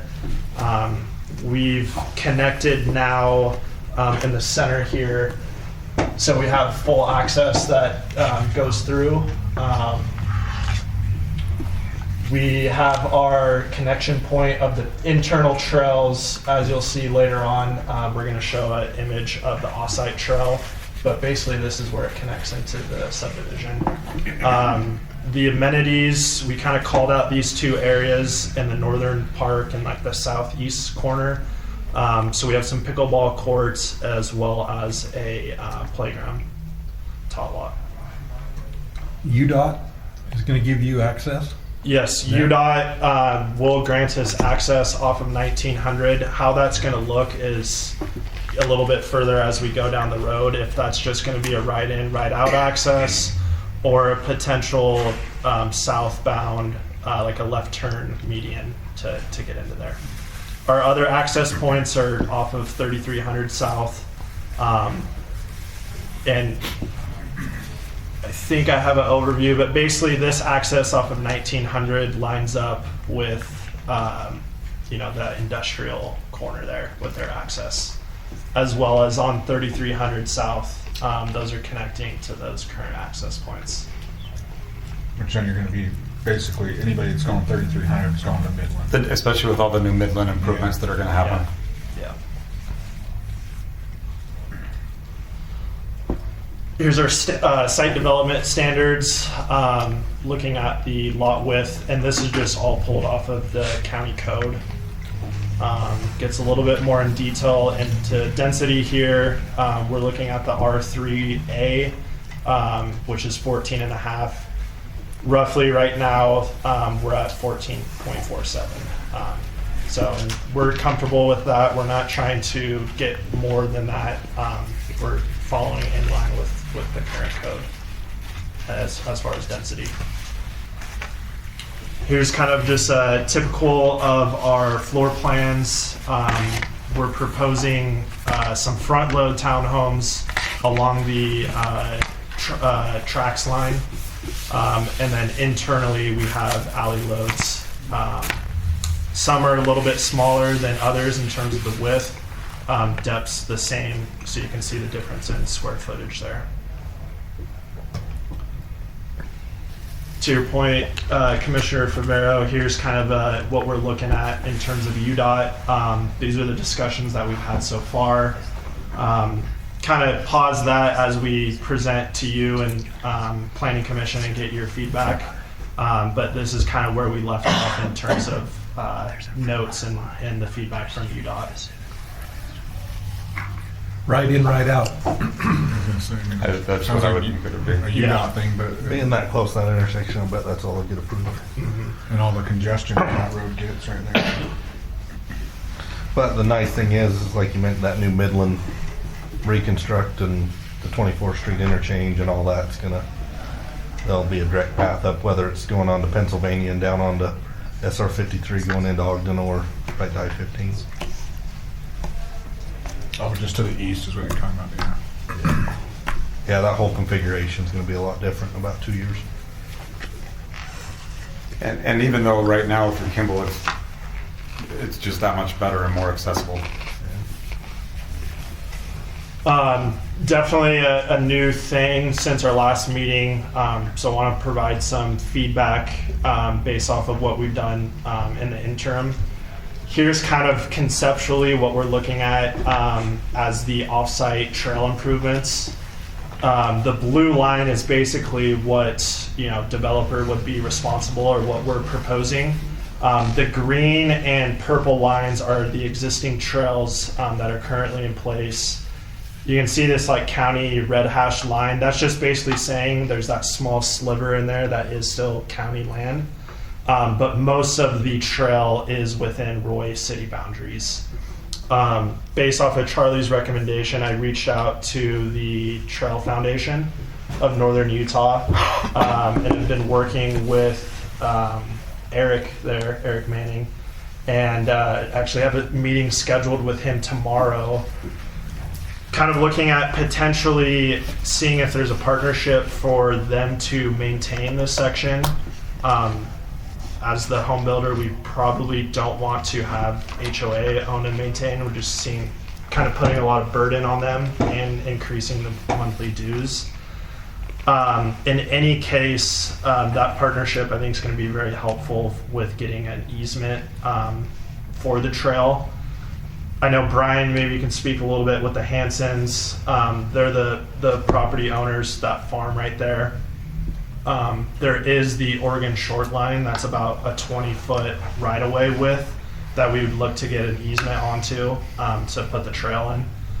But working with that entity right now, as in maintaining or at least helping us get those easements because they have good experience with that. So basically it's UDOT and the Oregon Short Line are the two entities that we're going to be dealing with there. And where we were last time was, we all know, working with the rail, it's going to take a little bit of time, so we'd escrow those funds to go towards that, and then if for some reason we never can get there, then the funds would go to the Parks Commission or whatever, something like that. I think it's important to note that the Northern Trail Foundation currently maintains the DRGW rail line, which is that purple line that goes basically all the way to Clearfield. So it's a pretty extensive trail system that I think we would be providing a pretty good benefit for these kind of or people that are more on the east side of 1900 West that now have, you know, an accessible point to enter onto the trail. Do you guys have any comments or kind of understand what we're looking at here? One note that I'm developing a project right now in Roy, and we've got funding from the state now off of that very trail to connect underneath the rail right to the Roy Front River Station. So it actually gives pretty good access even from this through bikes or, you know, whatever, to get right there, right from this very trail to the Front River Station. That trail's a pretty big deal for me, and I don't want to have it left hanging out. You know, whatever happens with that, there has to be a plan for perpetuity, not just to get a development approved. So whatever that is, and I understand you're working on it, but that's important. That's gotta happen. Well, in my opinion, it's got to be more than escrowed funds, right? Yeah. Because I'm with you. This is a make or break deal. And if it can't come along the rail line, I mean, there's other options to get it through there, but there's got to be some sort of connectivity for that trail system. I agree with both of those statements, and I also want to add that if this did happen, I think it would be a benefit to not just the new community, but the rest of the community. Being somebody that uses those trails, the more access we can have to have a full loop would be great. So, and that's why I don't want to make it. Yeah, exactly. I think I agree with what you said. Well, UDOT's big push with a lot of their new road cross sections and stuff is, you know, big on trails. One of the governor's initiatives, so I wouldn't be surprised if that New Midland SR 108 extension is going to have something along those lines that could, you know, carry it all the way up into dang near Ogden. I was wondering the same thing. I tried to look. I couldn't see the details online, but there's a new concept. Almost everywhere I've seen them doing roads, they're doing that now. Yep. Sorry, you probably addressed this. You guys might know. How are you getting across 1900? Yeah, so it's kind of hard to see, but with the rail line, there's actually a pretty good excess width beyond. Extra yeah, there's a lot on of room. the rail bridge, so it'll be next to the tracks across there. Yep. Yeah, if you go down 3300, and when you come to the railroad track crossing there, and if you just look down the tracks, you can see right underneath that bridge, and it's wide. There's a lot of room between the tracks and the edge of the bridge structure. Okay, and so that's what you'd be trying to negotiate with the railroad. Fortunately, I think what gives us a good chance is that they actually have so much room on that, because they're going to want maintenance road, not just the trail to use the maintenance road, but there's so much excess that it looks like there's room for both and do good for the community and still keep their road. It's already being done under Hinckley Drive, right? Like the same thing that you're proposing is what they're doing. Yeah, it's already used with all those new apartments, right? Hinckley's on the old rail NRG rail line. That's but it's basically the same concept, but right? it goes underneath the Hinckley and yeah, right where the green and purple you're talking about right there. Yeah. It goes under there. Yeah, right it now. goes under there, right there. Yep. Which that is just new within the last 5 years, right? Because it used to stop right there. Yeah, when West Haven did that extension, the green line extension that takes it all the way to the river trail, Yeah. is when they brought it underneath. But it's the concern for the rail side, I think, is going to be a lot greater. That the NRG rail line hasn't run a train for a long time. The rail's not even there anymore. That whole trail's on that now. This other one's going to be right on that active line. But I mean, there's ways to mitigate that. They've done it in other places. That, and I'm sure there's a solution. And we're hopeful with the Trails Foundation that they can leverage it more than just private developers. So we're excited for tomorrow. Yeah. And then, in terms of the cross section and everything, I think, staff's recommend, we kind of just want to follow, it was like a 9-foot wide asphalt. Yeah. So with the concrete ribbons on both sides? Yep, the 6-inch concrete ribbons. Yep. Yep. Okay. Ogden City has some maps they want to show, they want us to look at and pass around, just in the context of the size of the property and different types of industrial uses. So each image is different, but it takes the size of the configuration of this property and kind of overlays it on other industrial areas. It's part of the concern that I think we've discussed is maybe the property isn't big enough, or the project isn't big enough to fit decent industrial uses. They're showing us that based on the types of industrial uses they already have in the city, it might be able to. Yeah, I think the part they're missing that we talked about last week with the city is there's a couple of easements through the middle of it that even make it more chopped up. Yes, interesting. Personally, this might sound harsh, but I don't care if it would work for commercial. If we feel like this is a better thing to be there, then I'm okay with that. Like, just because commercial will work there doesn't mean that's what should be there.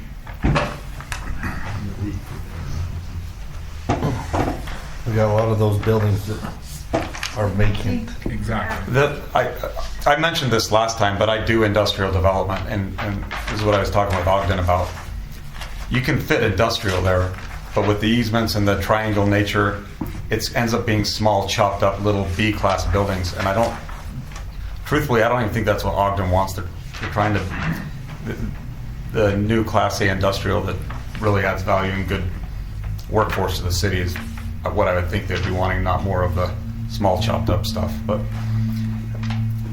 from an open market perspective, I've got over 1,000 acres of industrial that I have going right now, and I can't make it work here anywhere near in my mind, what makes sense from a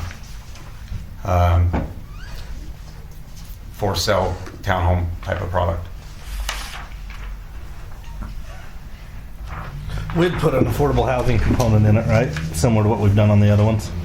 Yeah, if they're willing to accept that. Especially in this area, I think that's necessary. I think we talked about that at the last meeting. Sorry, I wasn't here for the last one, but I actually don't remember that, so I'm just curious what that means. Yeah, what does that mean? Attainable housing. Do you remember how many units what did we do over in?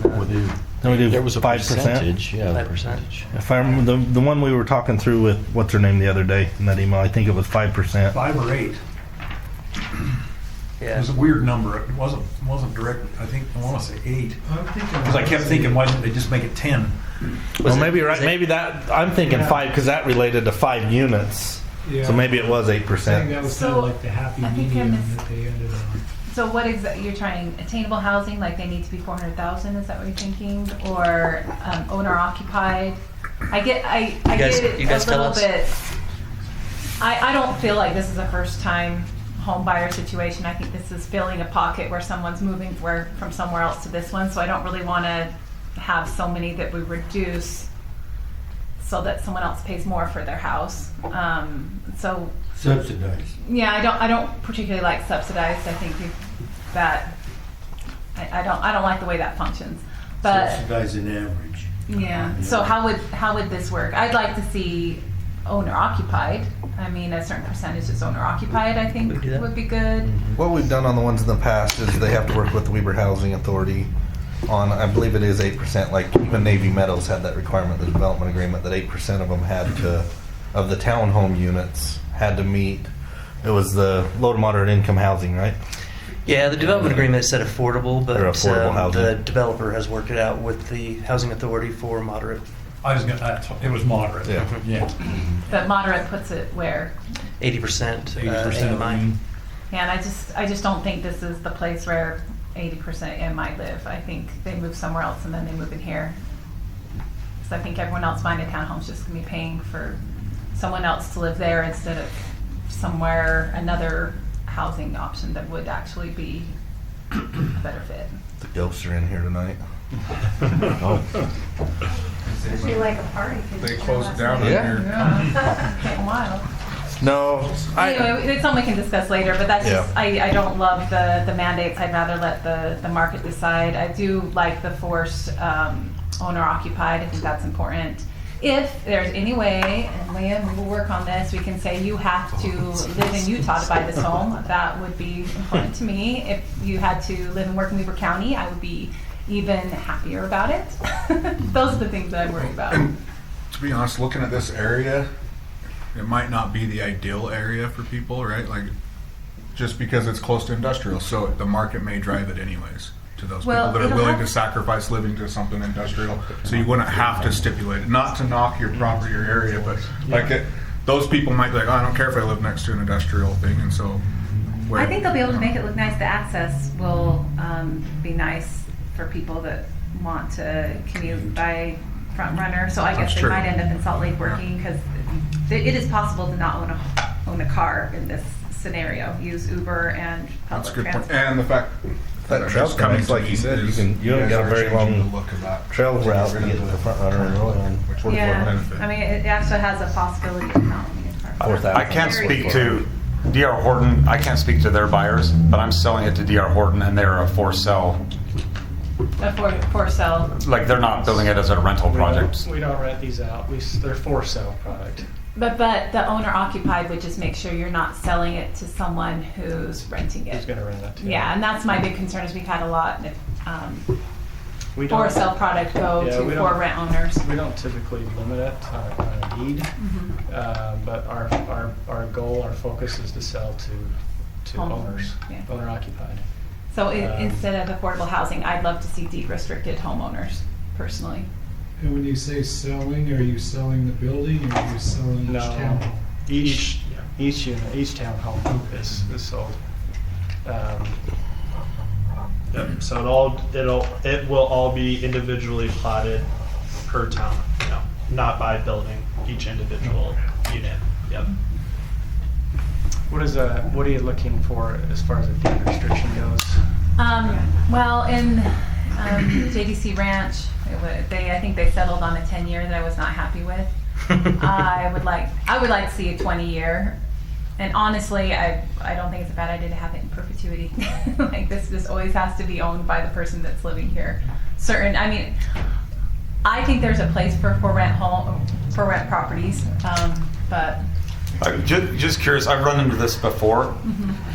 One of the problems I've run into elsewhere is enforceability by cities is quite difficult. The way we've solved it in the past is through the HOA and CCNRs because the HOA manager has the ability to do it. Regulate it. Yeah. So that's how we've done it elsewhere. I don't know if that's something. That's how JDC was done as well. Yeah, that's how JDC was done, and then they have to show us a report annually to make sure that is happening. What we've done on others is a percentage had to be there, and then there's like it's more like, I mean, I haven't really talked to them all about, but we've got some ways that we can propose, I think, that can help regulate that. Is there a certain percentage you want to see owner occupied? At least 50%. Okay. I don't know how everyone else feels. After After 20 years, when the HOA dues are out of control because they set the HOA dues too low and they can't make the improvements they need to, then they can sell it to someone who's going to improve the whole thing and rent it out. See, I think 50% is too much because look at it this way: you got a first-time home buyer. That townhome's their first home. That was what I lived in at 1st. I had to rent it because I didn't qualify for a home at that time. But looking at people who have had that as their first home, they are in it for 5-10 years, and now they're at a place where they can either sell it to get something better or get something better and keep that as a second income to help pay for their new one. I don't think there's anything wrong with that, with somebody bettering themselves in that way. So 50% being deed restricted to me is a little too much because it's too generalized, meaning that you have too many people stuck with that confinement where it doesn't allow people in what I understand is what we want to be able to do is improve ourselves. So it allows less people to be able to do that, in my opinion. I think there's other ways to invest, and you don't have to keep a rental There are property. other ways, but that is a way that somebody may choose there's other ways for people to invest things, but that doesn't mean that this shouldn't be a way for them to invest. And I think I would want to still prioritize for that 20 years. I mean, it's I'm good something with to like discuss. 25% instead of 50 personally. If we did 8% for JDC Ranch, No, you did all of your attainables. 100% all the of attainable. So you did Yeah. 275 units. It's where this fits in a kind of an attainable realm. 5 years. Huh? We wanted 20 or 30 years and we got 5. No, we got 10. We got 10, You got 10? because that's the minimum the state required for the attainable housing. I just think there's a lot of scenarios and considerations. It's not so And I black considered and them, white. and I still say 50%. I know, I understand the point. I love you, but Go I back and disagree. forth. Yeah. I'm not ignorant to those ideas and concepts, I just don't agree with them. Paper, rock, scissors? Attainable, we did give first right refusal to like school teachers. Yeah, I love those kind of things. Yeah. And I just wish it was Weaver County residents, because I don't think the school teacher is contributing any more than another hardworking member of the community who needs a job in a house, so. I actually think that would eventually be legal. I Because you can't give away your rights. I don't think we're going to push that hard against it because can't when we've serve done it in the past, the bulk of our buyers are planning to be there for a while. Like the townhome buyers, I sell them all over, and we sell in today's market. We sell very little to actual investors Okay. anymore. So it's not that scary to put something like that in at a 50% because you do see more of down the road. You know, people that did live there and then finally moved up. It's less though in that first 10 years that it's investors buying. We just don't see a lot of it right now, especially with rates. It just doesn't pencil as an investment. And we fund our HOAs too. We take care of them. That's what I worry about. A lot of times there's Yeah, that, we've it's seen only plenty. $100 a month, but in 20 years, you're gonna have the biggest fee you've ever seen to redo that room. We have a few things that we utilize. We always implement reinvestment fees.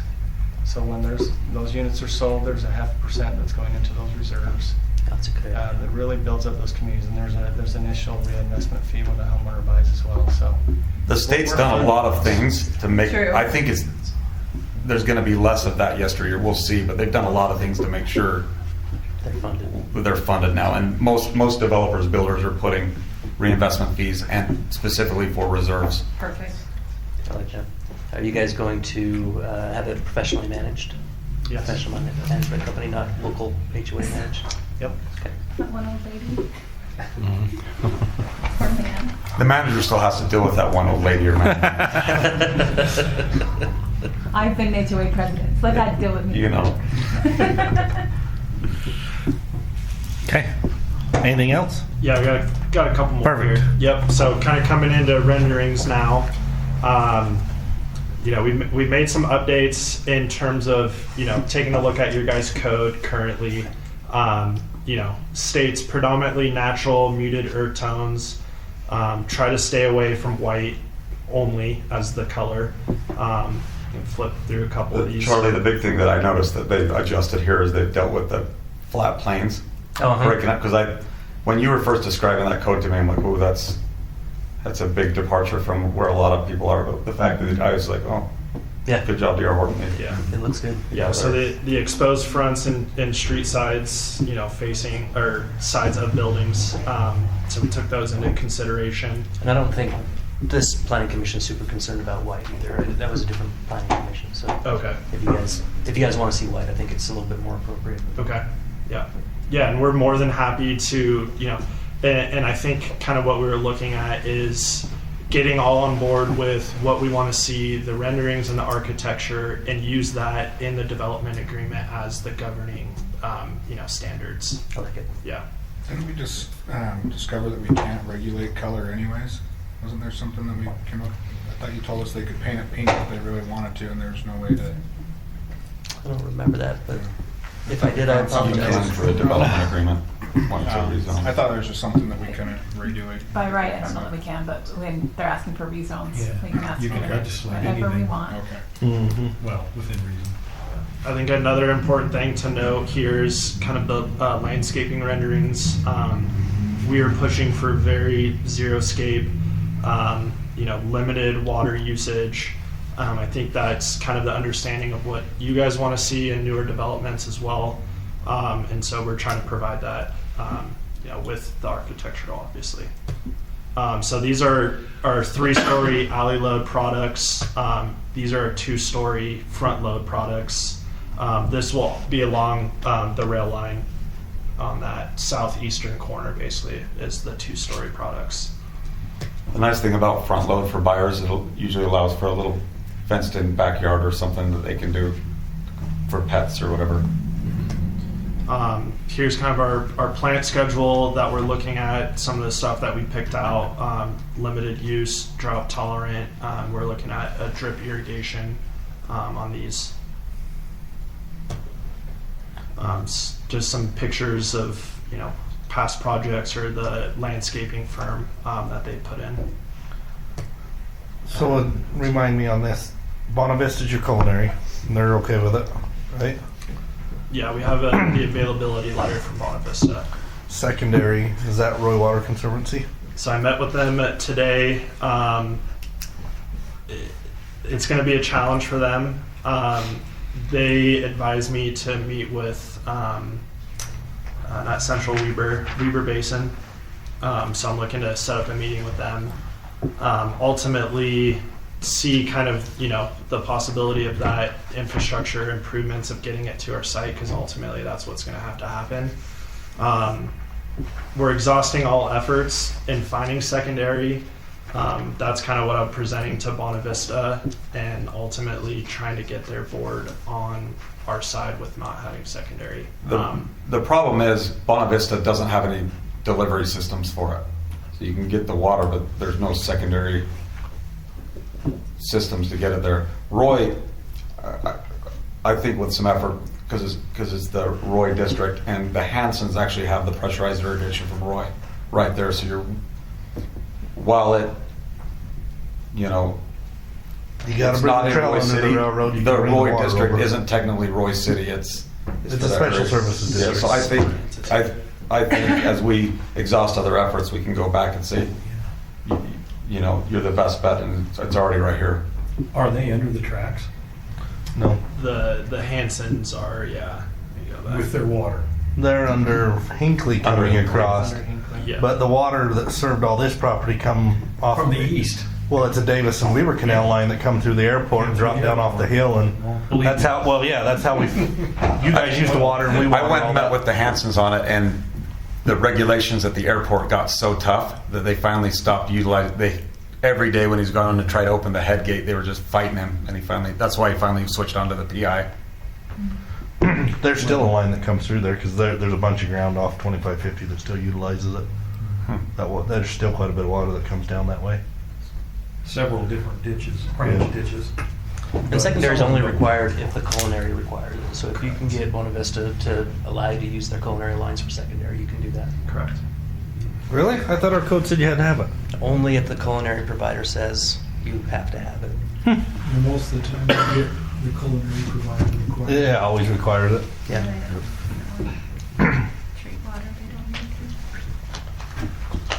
So yeah, with that, that's kind of our presentation and the updates that we made since our last meeting. Heard you guys on the the affordability, the pricing and stuff. Any other kind of feedback based off of some of the updates that we brought in, and I think I'll just echo what you said earlier. The trail is going to be my make or break. So, and that's not an escrow item in my opinion. Agreement's got to be in place, and then you can escrow it once agreements are in place. But that's a make or break for me. Yeah, Other than that, I think it's a great project for the area. Escrow only goes. If we build more up here, maybe these others are sitting behind me won't build as much out west. Yeah, look over your shoulder, Pat. I'm just kidding. Are you guys ready for this to go to a hearing? I think I want to kind of hear from the others. Do you all feel like it would be an appropriate development for that area? Or do you feel like it should stay industrial? Or, well, yeah, whatever it is. No, I'm okay with this. You're good with that? They're not, yeah. Cammy? Sure. I'm with the trail system, though. I think that's important. Yeah, I agree. I want to ask the question a little bit differently. Are you guys so okay with it that if the commissioners go in a different direction, you'll be upset? That's where that political part comes into it we were talking about earlier. Let them decide if that's the way it goes. You know, I don't They play the think- politics. You know, we shouldn't even worry about that. Nope. Okay, I appreciate that. Sometimes planning commissioners get a little bit bent out of shape when the commissioners You've never seen go in a this. different. You guys have actually done a really great job. Normally they don't disagree with us, but That's true. I can see where this one being a big political chip, and at the end of the day, I mean, it is what it I'm going to is. say this.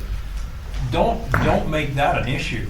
I want this to fly or fail on its own merits. Yep. I mean, I don't want it to be put in front of the commissioners other than we've approved it. Okay. You know, and hopefully they'll look at it non-politically and see what's best for the area. Because you know what's funny about life? We all die. So and you true. know, what do we want this to look like for generations to come? Yeah. That's what this is about. Yep. Everyone will just think it's West Haven anyways. Or Ogden. We want them to think it's Ogden. We can't even get a smile out of the guys from Ogden. We'll have you guys put in a sign that says "Welcome to Ogden." I will say that you're a little presumptive, though. Your nice big sign up there, townhomes coming soon. You must think we're really going to approve something. We like to advertise. Well, they've got all that pipe stacked up there, too. Yeah, what's all that pipe for? That's really been curious. That was my pipe. It was back when there were shortages of COVID. I need over at my Enduro project in Ogden. I had a lot of water to move. And That's I got a an few pipes expensive left. big pipe. It was more expensive than you were having to pay at the time to buy whatever. So since they're here, is it okay to ask Ogden why they're? I mean, I know you kind of gave us a little bit of background last time, but It's up to these guys. They're the ones with the. Yeah, it's your work session. Like, I think I state. I mean, I could have been wrong, but I think I tried not to misstate anything. They're here, Okay. but all right, that's fair. Okay. Anything else, guys? All right. Thank you, guys. Okay, thank you. Thank you. Talk to you guys soon. Okay, sounds good.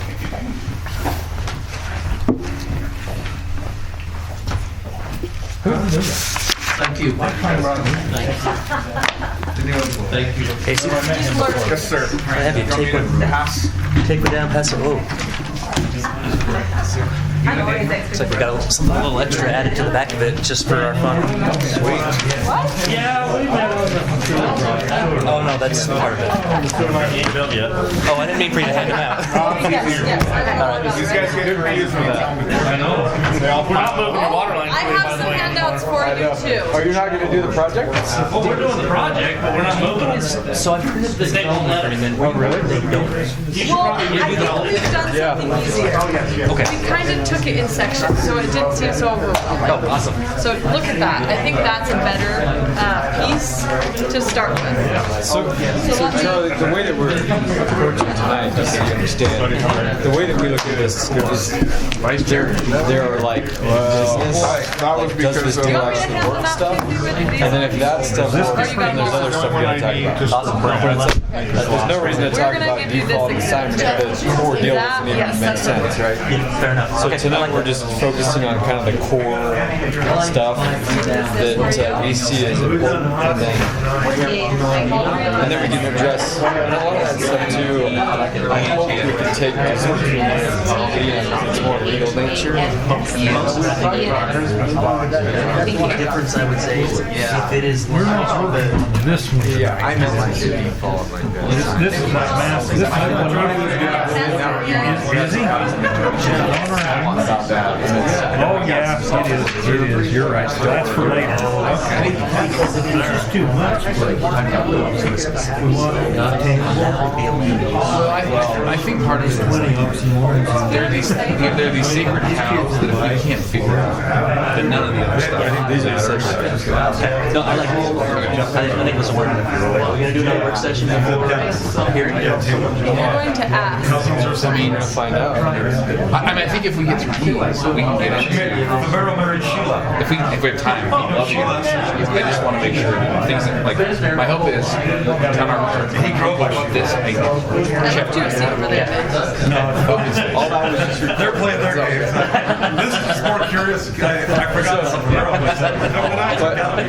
But it, anyway, you get the idea. Because I think there's a lot of legal, there's a lot of stuff that we're willing to talk to 30 people about. It's more like we work through the assignment stuff with Liam, and it's more just legal. Your family have the farm out there? That sounds good to me. I went and met with some of your family. You're first trying to sell it. Trying to figure out some. I left you that place for dinner. One thing I still need from you guys is the governing documents for Tennessee or North governing documents for Northern Commons. Have you guys sent that over yet? Governing Like the deed? Yeah, the bum agreements that the city uses. We can send you. It's actually a deed. And they did it. So I think it's more, I think what we have access to are the CC numbers and all that stuff. I just kind of want to do a snapshot of, I mean, their situation. It's not written like this, like a different normal development. What we have access to. That's awesome. That's often the other way. We track down. Yeah, I mean, we try to track down. which component are we? It's more of a reservation. If it changes, what keeps the original picture governing as opposed to what reverting something. Either reverting or if we don't have enough teeth in whatever it's crazy. Your dad just wanted to pass down the farm. Or selling it. You guys are doing. You guys are following it, right? Selling it to someone else might be. I saw that. I'm just wondering how do they go about doing the accountability? Honestly, if I could see accountability in all this. All right, we ready?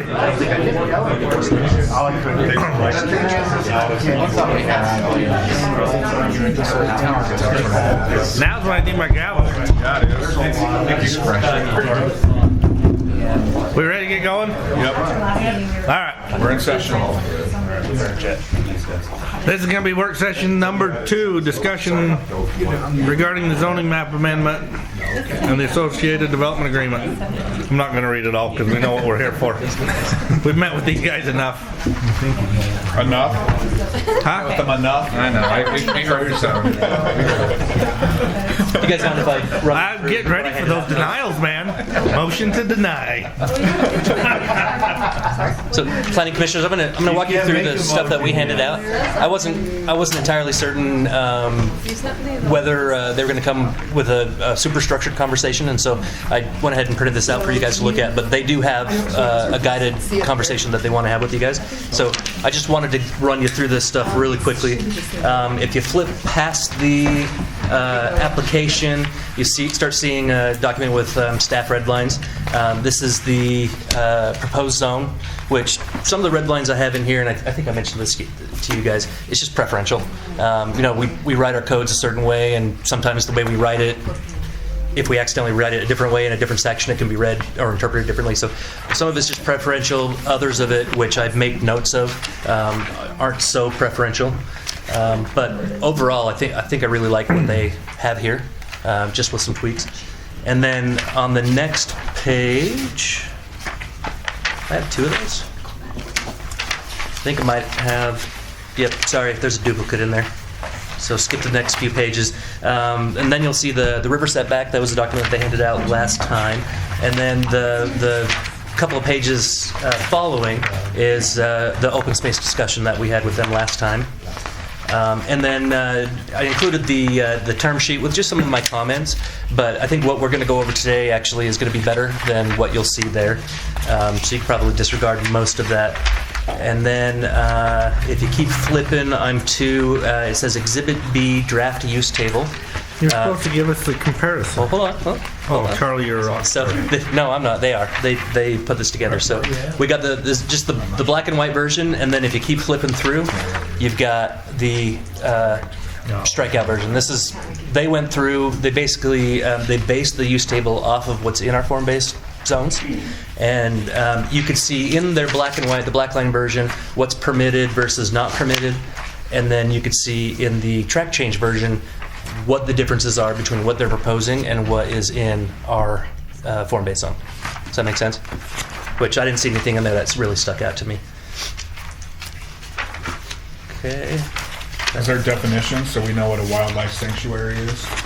They do actually provide some really good descriptors in here, but if we need definitions of any of that stuff, which has always been an intention of mine, is actually getting into the county codes definition section and putting those in. And they did that on quite a few of them, but I noticed some of that. There are some. If it means you're preserving hunting for me, then Is that deer and the it's other not deer. it's not Does preserved. everybody know Dallin? Daniel. Sorry, Daniel. I get the guys all mixed up. Yeah. Daniel Stevens, the partner of Black Pine. He has a lot of experience in the county, but not so much in the planning commission. So he's doing a lot of the work on the development agreement. So we thought we don't bring him in public very often, but when we do, it's very specific. For good reason. Well, he doesn't look like he's an embarrassment bringing it out. Okay, when you get past the red line version of the uses, you'll get to the proposed design code, which, sorry, that was supposed to go in there horizontal style, so if you need a magnifying glass, I'll get you guys one. You just hold it for me. We put our glasses at the other end, Sarah isn't going to work. But there's quite a few pages related to that design code, which is good. One thing to take note of is that we do have street cross sections in the design code. I know that Gary has said that anything that doesn't match what our adopted cross sections are, he wants to have private. I don't know how you guys feel about that. I don't necessarily mind the cross sections that they have. So it's just a matter of whether or not you're comfortable with them being public. Yes, we consider them, but based off of how far off they are from what we require. Yeah. I think snow removal might be the hardest one, depending on how much snow you get out here. That's usually what it is. I mean, a lot of our road standard is unfortunately based on how well the plows can function, mostly because we just don't have a ton of money for snow plowing. So if that really is an issue, the conversation I think should be less about whether or not it's public or private and more about what kind of equipment is necessary and what kind of man hours are necessary to take care of the differing road standards and have that conversation with them. From other developers, we've gotten road maintenance buildings, we've gotten snow plows, we've gotten everything but man hours for drivers, right? In certain cases, up in the Snow Basin development on their main street on the Morgan County side, they wanted to snow plow everything to the center and then have a machine just go and gobble it up and truck it out. And we said, okay, great. You're going to pay for the machine. You're going to pay for the people who are driving those machines because those are special machines that we don't normally have. And we still want that road to be private. So just Brigham City does that. Plows everything to the center, and Brigham City hauls it off the state road down Main Street. You can see as you move through the document, you've got building design. And then very last, but certainly not least, is the memorandum from Bone and Collins. This is the river corridor discussion. This is the document that Jeff provided for us last time. Charlie, is this everything you sent us today as well? Yeah, actually, what I sent you today looks like it's a little bit less than this. What I tried to send you last Thursday was almost all of this. Okay. So I'm going to try and get this out again electronically so you can zoom in. Some of it was looking familiar. So yep. Okay, that's all I have to say. All right. Yeah, thanks. So thanks again for the meeting. I think the hope tonight is, it's a lot of information. I think we have some things that we want to talk about, but also want to hear from you and what are the gaps to make you guys feel comfortable to take this to a public hearing. if we need to have another work session, or if we can cover the things tonight. So would love your feedback on where you guys are feeling. We also think, as we went through the development agreement, that you guys now have the full thing. We got some comments from, what's that? It seems kind of light. Oh, no, the terms, the development agreement's here. Oh, okay, that makes me feel better. Oh, no, I thought it was that whole stack. Wait a minute. Don't you remember how big that one for JDC was? But you remember that one, they had... I think we killed 4 trees. We used 10.5. Oh. This one doesn't have the exhibits, so some of this stack actually belongs in that stack, but they also had the entire county code printed out as their final exhibit. Oh, that's right, I remember. Oh, wow. That's why it was so big. They felt like they needed to really capture the point in time for the ordinances. I don't know that you guys need that because you were basically writing it. Yeah. So there's some things in the development agreement that are kind of sacred cows for us in terms of things that really matter to create the place we want to create. And I think we want to go through those and make sure we feel comfortable, we're on the same page. If not, what are the things that we need to do? And then once we kind of get those figured out, then we can move into stuff like default and transferring, all the things that are maybe more legal, but really don't matter if we don't have the core of what this is. And I think the one thing else I'd say before we start is, I think we're creating something that's very unique and it's not done everywhere. And I just hope there's some openness to that. This is not Weber County code. It's not what is happening in Weber County. And so and you've expressed, openness to this, but street sections, right? This is not, we're not trying to create an auto-centric development. We're trying to create a people-centric development, which means the sections are going to look different.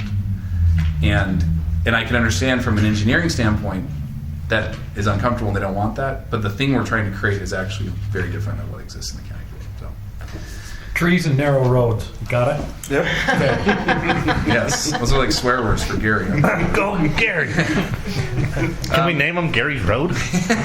We will name, yes. The narrowest street. The narrowest one with the most trees. We will name Gary's Road. Gary's Way. The most amount of trees. Yeah, I love it. So the things that we handed out, this kind of refers to the development agreement sections, but also we put a little bit more commentary in. These are the things that we feel like are very, very important for us.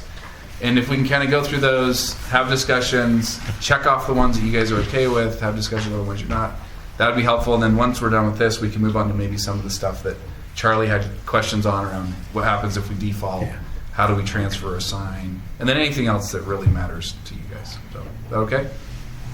Okay. Charlie, we good? So first one is the concept of town architect. So if you remember, we're creating the TNZ zone. If you look at that zone, there's not a lot in there. It points to the development agreement. And the development agreement, that's really what we're bound to. And then the development agreement points to the design code, and that's going to be administered by the town architect. And that's mostly design. It's all the design stuff. It's the stuff that we care about. But the town architect is going to he's the one governing that. And then when we have a subdivision plat or we pull building permits, it comes back to the county for all those approvals. But that's kind of how it flows. So the first thing, I'll just read it, town architect. The town architect serves as the keeper of the urban and architectural vision of the neighborhood. The town architect provides direction and inspiration to developers, lot purchasers, architects, designers, landscape architects, and builders. Specific duties of a town architect. All plans for improvements within the neighborhood shall be reviewed by the town architect to confirm compliance with the intent of this design code. And the design code, you guys have a copy of the design code. The town architect may modify or amend the design code as permitted by the master development agreement for the project. Given the familiarity with the principles of the traditional neighborhood and architectural design, the town architect shall review all building designs prior to the issuing of a building permit by the county in place of design review by the Weber County Planning Commission. This next section is what is in the development agreement. This is what we're bound to when it refers to the town architect. The county developer hereby appoint Michael Watkins, architect, to be the town architect for purposes of this agreement and for administering the design code. The developer may remove and appoint a replacement town architect in developer's discretion, provided that the replacement town architect is a licensed architect, not an employee of us, and has the requisite expertise to serve as the town architect for the project. The developer shall submit notice to the county if the developer removes or replaces the town architect. So the county doesn't have a say in who it is? Well, I was just thinking, how would you guys feel if the county, if Mike or whoever the architect is a contracted employee of the county, but paid for by you guys, essentially. So it'd be you guys paying the bill of our outsourced professional. I think we're open to that. One of the thoughts we had was maybe you have to approve the town architect as well. Well, the way I read that in your first statement there, the county and developer hereby appoint. Yeah. I read it as it takes kind of a mutual. Yeah. And I mean, maybe it's just the county saying, yes, we agree, you bring one to the table, and the county just basically looks at the standards to see that it's meeting, basically what you're saying here, and I don't know. Charlie, you're good with a contractor of the county, not a contracted employee of the county. Though. Great. Okay, that makes sense. Good? Yeah, that's perfect. I was thinking about this. Some of the fine detail regarding accountability and stuff like that, I think that goes away if it's a contracted contractor of the county being paid by the county, but the county being reimbursed by you guys or by whomever. That way, they're not beholden to whoever's writing the check, or if they are, it's to us. And as they make decisions, they'll hopefully make decisions that are in the best interest of the community overall. Yeah, and I think the only concern I can see on our side, I mean, the same concern you have on your side, which is, oh, he's in your pocket, he's going to do right, is the concern we have of, is he going to create the environment that we actually ultimately want? We mutually appoint. We can still mutually appoint and maybe have it be. I think we'd have to talk to obviously Mike to see what he's comfortable with too, because I don't know that he's ever structured it that way.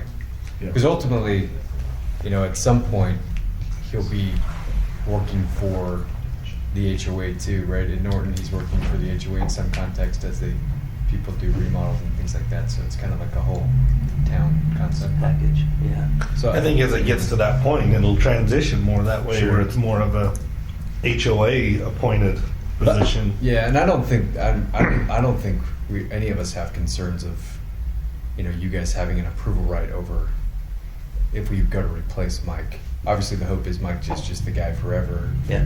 He's been Never doing died. for 20 plus years. But yeah, I mean his team. But at some point, if we needed to transition, I don't think. I think I'd almost prefer to have the approval right as opposed to us managing the contract. Yeah, because that's going to require a person. Yeah. We're running into that process with the building division right now. You have to go out to bid and do RFPs, administrative. That's true, because then you would have to do all that. Procure. Is Mike procurement. I like the idea that it's just a mutual approval. Yeah. One of the things, just so it's very clear, one of the things that my mind was kind of wrapping around was, in the event, none of this matters if there's never any conflict, right? Yeah. But in the event there is conflict between administering the design code or whatever, or the development agreement or whatever, it's a lot easier if it's our guy who's making the call, obviously, for us. Probably easier for you guys if it's your guy making the call. So maybe finding a way to smooth that out so that the county has the ability to say, big teeth, I guess. And I think that's where, for us, is what matters most in the development agreement, and then the stuff that the town art Mike or someone that we jointly approve, who has the vision of what we're trying to create, let him do his thing. Yeah. That's kind of the hope. But if there are rub points that you're like really dialed in on, let's put in the development agreement and not in the design code. Design code will be in Exhibit 2? Yes. Okay. But it can be modified by the architect. I think that's the differences. Okay. Devil's in the details. We'll talk later about. So in terms of just this idea of town architect, any heartburn, or are we okay there? Okay. And we'll add a provision that the county has to. So we're approving Mike initially, and then we'll put a provision here that the county has to. We both have to approve if we replace him. So we'll go out, find a replacement that we think is appropriate, present it to the county. County make sure they check the boxes, and then we can hire. He's licensed. I like it. Is he bonded and insured? I'm sure. Maybe there's some tie that we could have with that. Then maybe it's through the licensing and bonding. Well, we're gonna want that. Probably sure the county. As much, yeah. Okay. Next item is the design code. So again, this is where the town architect, this is the thing he's creating, he's modifying, he's building. The intent of this design code is to enable pedestrian-friendly design with a fine-grained mix of civic spaces, thoroughfares, building types, and uses generally arranged with distinct centers and edges. Good urban design takes pressure off of the architecture, allowing building designs to be simple and appropriate to the local context in service of shaping a beautiful pedestrian-friendly public realm. The community is designed as a collection of mixed use, walkable neighborhoods with a range of uses which may include residential, lodging, office, retail, restaurant, and civic. The neighborhood will be built incrementally over time and designed to be flexible to respond to the market. The county has oversight, reviewing permits, applications, inspections, financial guarantees, etc. This is what is in the development agreement 5.6. With the exception of design review, right? Except for design review. Yeah. Oh, in our top The section. county, yeah, the design review would go to the architect, but every other county process would stay the same. Okay, that answers a big question I had. Yeah. Design code. Developer shall finalize a design code for the project and submit the same to the town architect for approval. After the town architect approves the design code, then all development within the project must comply with the design code. The town architect may amend or modify the design code as necessary to facilitate the project's development. The county has no rights or obligations to enforce or approve the design code. The county may request that the town architect deliver to the county the most recent copy of the design code. The initial conceptual design code for the project is attached here to as Exhibit B. And you guys have that in your packet. Are you guys hard and fast on the county has no rights to enforce? Yeah, that kind of stung too, because I was like, I would assume you're going to care more. If at some point you don't care so much, when can we step in and say, wait, you're not enforcing your own design code? Yeah, Well, if you think about how procedurally this will happen, like before anything gets built, somebody's going to submit their design packet to Mike. Mike will go through it. He'll do his thing, stamp approved. Then it goes to the county. The county then has to run it through their building permit process, of which Mike's packet is included, right? Because Mike has to approve it prior to it coming to you all, and his stamp that says approved is going to be submitted to you guys. It's less about you not having visibility into it and more about the design, like the aesthetics of it will get approved by Mike versus the county. So I think that's it, but you'll have full visibility, and you can, you got to make sure it adheres to all the building permit processes and stuff like that before you issue a building permit. But generally with this type of a development, where we're giving the developer all of the design criteria, if you guys didn't have that design criteria, we would have a development agreement that has a different design criteria. So in this scenario, the problem is we'd only be able to hold you to like our building code and our standard design. We wouldn't be able to hold you to the higher design code that we would have put in place had you not had your architect there. and I wonder if it's, so if we are on the same page, the concern is what happens down the road, or what happened, like, people, Market falls out the bottom. Builders hate Mike Watkins because he's anal, and he makes them do things to a higher standard. And we Can we write that in the agreement? What? Verbatim? Yeah, sure. Hopefully Mike's not listening. Well, maybe he is. I don't know. But I think that the idea is, how do we put enough in the development agreement where you feel comfortable, but enough freedom on our side to be able to let the guys that do this best do their job? By the time you make a document that's about what Bryn described before, that's about when we'll all be happy. At this point, I trust Mike more than probably the review that's going to happen at the county. It's just, when everything falls apart, what happens what after do we have Mike? left? So one way. Oh, go ahead. No, if you take Mike out of the factor, it still has to come to the county for final approval, right? Yeah, but No. if this says we don't have teeth in the design code, we can't apply the design code, or we can't interpret it to apply it. We just take the stamp from the architect. The idea is that whatever's in here is like, that's the thing, and we can monkey around in the design code based on what's happening on site and what kind of design we think we want to do. So I wonder if part of it is, so traditional neighborhood development or new urbanism, it has very specific sort of philosophy and standards.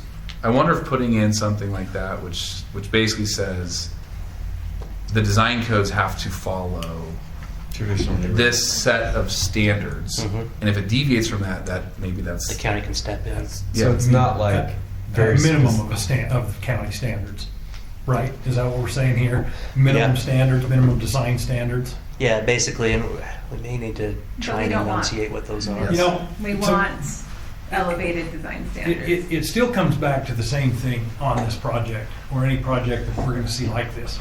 It's if it fails. That's where the problem is, because up until it fails, everybody on your side is going to want to be doing everything they can to make it just exactly what you're proposing here. To me, the teeth come into this on failure. And that's what I was trying to express in our last meeting. All of this stuff, we can sort through all of this, but really where the problem comes in is if it fails. That's where the issues start, is if it's failing. And you guys are pulling back on standards of what you proposed originally. Sure. So how do we work it from that end versus trying to dot every I and cross every T, or vice versa, however you want to put it? Because you're going to want the best out of this that you can possibly get, because that's what you're selling it on. You're not only selling it to us, but the actual sale that I'm talking about is to your customers. Right. So the real fail-safe in all of this, in my mind, is right into it when failure starts happening. Now, I don't know if it can be approached from that direction. No, I think that's a really good point. I think part of this all is we got to do is develop a mechanism to determine what failure is. Exactly. There you go. And what is, if so again, what is the most important part of design that goes in the development agreement? And that's the standard that we would default on, right? And maybe that standard is that the design code has to, again, I'll say it again, has to meet the standards of this type of development. Yeah. Right? And there's lots of information around that. But it also doesn't hamper the town architect of doing his job, which is to create the environment that we're trying to do, right? So my thought would be if we had some sort of a trigger where the county was able to question the design code when they felt it didn't meet those standards. So at some point we're saying we don't feel the design code is following the standards. Sure. It was sort of a trigger there. But this wording here is problematic just in the fact that it says that the county can't enforce or approve the design code. So what trigger happens so that we can start enforcing or approving the design code? So are you saying like you're more comfortable having flexibility until we fail? Yes. And then after failure, ratchet it down? Is that what I'm hearing? Well, like defining what failure is. So one, you got to define what it is, but up until that point, having the broad flexibility for Mike is great. Yeah. And I just want to, Liam, are you okay approaching it from that with the minimum standard perspective? Yeah. That's something we could easily craft into the development agreement. So if you do, because you're already we're all approving Mike, and then we just agreed that we'll all approve the next guy. So you already know like who's going to be leading the charge on the design, and you guys have approvals on both. And if we put the baseline of traditional neighborhood development, that's the baseline. We can articulate maybe some specifics if you guys want to articulate some specific things. But yeah, or like Jed said, maybe we build a program that specifies the breadth of Mike's authority in making the changes versus what can be changed versus what needs to come to the county to be changed. Or maybe it's something like we do an annual review with Mike on what happened, and if there's any big differences or significant hiccups that we have, maybe we can push back at that time and get him to change it. Something like that. Mm-hmm. Yeah, because we're not. I mean, typically the way development agreements read is like you guys. There's a trigger. There's a notice and cure period. If we fix it, it goes like we can just go back to operating. If we don't fix it, then something else happens, right? Yeah. And so I think we can even build this out the same way, Liam, where if we're not adhering to the design, it's a trigger. We have the chance to cure it, and if we don't, then that was my other something else thought. happens. My other thought was the county does have the ability to enforce the design code. We won't until we know that there is a default that's happening. Like you have specifically been negligent here, here, and here, or whatever, and at which point then there's cure period and reasonable time to get in front of it. I mean, that one atrocious looking building might be there. That's one thing I had a question with Mike when we were out there in Kentucky is, if you approve this, I mean, if the county approves something that violates our standards, and somebody goes and invests money in that approval, essentially after a certain period we're stopped. We can't say, well, tear it out, it violates our standards, because they've got detrimental reliance. I don't know how that works with a private architect governing this way. Does that make sense? Do you want the county to be in on design approval? Not of individual buildings, but maybe it's approval. The design code? Of the design code, but maybe it's, and again, it doesn't have to be every little change. Maybe it's annually we get involved in looking what the changes are and asking for our own changes or whatever. Maybe Yeah, something so like you that. do a review every year. Yep. And approve a new one every year. Yep. Or approve the same one if there are no changes or whatever it may be. Right.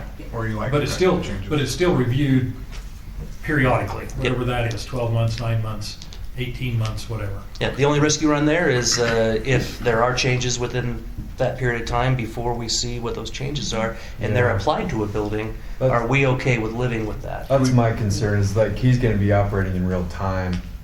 Like if buildings come in, like he's going to be making minor refinements throughout the entire year. It's not going to be like a, hey, let's refresh once a year type thing. This is going to be done in phases, right? So would it be better than rather than having timeframes, doing when a certain phase is completed or a certain percentage of that phase? That way you're not going to see a big change in one area to be in a phase, if something was to change. We could do it that way. The reason why I'm thinking annually is if there are a lot of changes in one year, you don't want it to get too far. If there are changes that don't seem to comply with the intention of what we're doing. Is there a way? Oh, go ahead. The biggest precipitator of those changes is economy. Yes. That's exactly right. If we get another 2008, what keeps the design code from turning into a Ron Claire development? Right. What if out of the gate we set some standards that the design code has to meet? It's like minimum thresholds. It's traditional neighborhood development and urbanism, and we have, I don't know if we reference something as an exhibit that has to sort of meet within this philosophy. And then if we default, one of the triggers or cures is that we then you guys have to approve the design code. We caused the problem. The second you step out of line, I think Mike and us would be way more comfortable with that. Okay. It's like if we're doing what we say we're doing, like we're all good. And the moment we don't do what we say we're going to do is when some of those harder. You guys oversee it at that point, make sure that you feel, and maybe it goes on until a period that you feel comfortable, and it reverts back. Well, one of the things that we mentioned a little earlier on, it was just me throwing it out there, not necessarily something you guys have volunteered, is if there is a default and it's an architectural default or whatever, does the county have the ability to remove the architect? That, to me, if I'm Mike, I'm going to be pretty cautious about making big changes. And if I am going to make changes, I'm probably going to call the county and say, do you feel like there's any issues with this or something like that? Yeah, I don't think we have a problem if something happens that is against the design code. Okay. And that you have the ability to remove, and then we jointly have to find someone new. Okay. Cool. I like that. As a suggestion for a minimum standard, we do have the street regulating plan, and that implemented would be a very good minimum standard.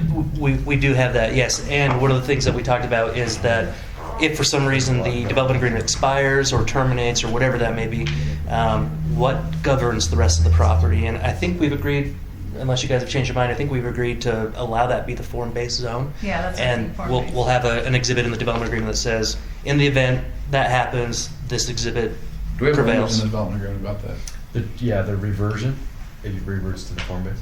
It's in there. Okay. And so the only thing we'll need with that exhibit is a street regulating plan based on what our form-based code says.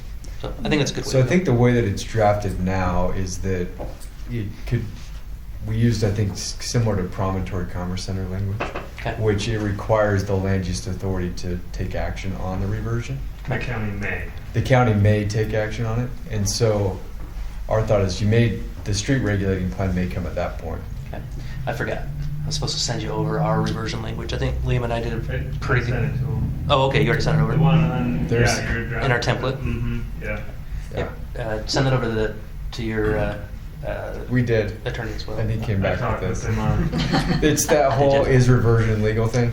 And so Liam and Craig talked about it, but we could take Are it you off. are you comfortable with the language we put in the development agreement? The reversion language? Yes, it works. Okay. It's not our ideal language, but it's still, there's nothing illegal about it. It's a softer language, but it still gives the county discretion to decide whether we want to revert it rather than it just happening. And if it doesn't revert to form-based, then what does it do? That's your discretion. It's Oh. it's in your discretion. If we Okay, default that's great. reversion, you guys can take action. Okay. And we won't stand in your way is what it kind of reads. I like it. Yeah. So in terms of design code, are we okay if we, again, we'll set a base standard of what the design code has to, the intent of the design code, and then we'll put some language in the default. If we default in the design code, the county has some. Yeah, I'm fine with ton more teeth in the default. Cause All right, we'll add that. Yeah. Okay, roadways. So Question before yeah, we start with those. So Mike, remind me where Norton Commons is. Kentucky, Louisville. So they don't have snow, right? Or do they? So Mike does. Yeah, there's lots of projects that they work on that. So he understands snowfall and our. Yeah. Okay, that was my main thing with roadways. Yeah. One of the best things for me was going to Minneapolis for the conference last year. What a good lesson in how really terrible winters can affect urban design, and they're finding a way of doing it, and it's actually pretty cool, the programs that they put together. Cool. Yeah, 'cause when I'm picturing some of these roadways that you're proposing or the pictures we've seen, it reminds me of like Farmington Station, right? 'Cause I'm thinking small roadways and circles or whatever. And when you have snow, it's really not a big deal there because they have off hours where people are gone and they can clear it out or whatever and take care of it. So I'm thinking about residential areas where that might not be possible. So Yeah. just want to make sure that's Yeah. in everybody's And I think, I mean, it's definitely a concern for us. It's going to be a concern for the success of the project. But in some ways, I feel like the pains of trying to remove snow are really worth it to create the 90% of the time that we don't have snow. You know what I mean? I can see that. Or have a year like this year. And it's Yeah, when there's no snow. Okay, roadways. So these are the sections in the development agreement. We just copied and pasted them. Developers shall be responsible for constructing or causing to be constructed the project's major roadways and minor roadways necessary for a particular phase. The project's major roadways are conceptually depicted on the transportation plan attached, and we have an attachment. We'll show you that. And the major roadways will be dedicated to the county. The major roadway types and precise location of the major roadways may be adjusted by the developer as necessary for the project's development, provided that the same provide efficient ingress and egress of automobiles in and out of the project. Developer shall identify on future subdivision plats for the property whether individual minor roadways will be privately owned or dedicated to the county or another government entity. If a minor roadway is dedicated to the county, the parties may execute or cause to be executed a dedication agreement to facilitate the operation of the minor roadway to accommodate the uses and provisions intended for the project. When we say minor, we're talking about. Okay, no, gotcha. So one thought we had here is we were going to just put in, major collectors and minor major neighborhood roads. And we would prefer to put all of our sections in the development agreement so that we can build those roads. What our concern is to have some county standard that does not meet the intent of what we're trying to do. Yeah. Go ahead. I was just going to say the minor roadway. So this is what the development agreement's referencing. So it's kind of the main thoroughfares through the project. And then. So we're looking at, from the county's general plan, we're looking at minor collectors and major neighborhoods. So this is a minor collector here and here. Okay. And in the cross sections, you'll actually notice there's two 80-foot sections. Because one is meant for commercial areas and one is meant for residential areas. Okay. And they're slightly different on how Mike set them up. Okay. That makes sense. So you're saying that these cross sections and the roads, engineering is going to be looking at those as part of this, but then when you go to make any changes or do anything, engineering doesn't have a say in that? It'll be in the development agreement, so Yeah, we're it'll have to proposing go to through. put them in the development agreement, which are binding on the county and us. And it'll have to go through this process to change. Yeah, so it'll have to amend it, we'd have to talk to the county. But this process doesn't include engineering, because they've already looked at it previously. For you guys to approve the development agreement, you would assume engineering is, and I don't know if that's something we need to, I mean, I'm guessing. We talked to him. Okay. You talked to Gary about this? Yeah, that's why he's not. He wants them all to be private roads. That was his response. Because I'm just going by what I know of Gary, and I'm like, he's not going to approve this. Yep. Well, and this is where this is a conversation. I don't know if roadways is really just we need to go have a conversation with Gary, or if you guys have a point of view. I would recommend doing But that. again, I think the biggest thing for us is, I mean, it's like dealing with and I don't mean this, like an HVAC mechanic in a home. It's all about efficiency and airflow. He doesn't care about aesthetics. It's utility. Yep. And I feel like, and that's what their job is. And I think for us, again, I think the first comment of this meeting was, we're creating something that we feel like is elevated. Right. And the standards have to be different. Yeah. And we're hoping there's openness to that. And I, Go ahead. No, go ahead. Well, I think where Gary is coming from is really, it comes down to cost and manpower. Sure. So if you guys can assure to alleviate the cost and manpower, the problems down the road that come from utilities, because, I mean, that's why the roadways standards exist. So if you can alleviate those and express those to Gary and help us know and have assurances that we're not going to run into problems down the road that cause the county more money, the county more problems, Yeah. then I think we Well, can I get think through that. I think Charlie threw out some creative solutions that we can talk about. Something we did in the Nordic Valley Development Agreement is we said the county will not provide better snow removal services than what we are already providing right now. Meaning that anything above and beyond on those public streets that Nordic Valley wants, like clearing of their angled parking on their main street and stuff like that, that's something they have to do. Yeah, I think we're very open to making this work. We can come up with some creative solutions. We just want to make sure that it. And I don't feel like that's a solution. Because if you're a resident, you don't know that agreement, and all you do is say the county is not servicing my road or doing what they should be doing. It's true. That was a big concern that engineer. In terms of complaining to the county? Yeah.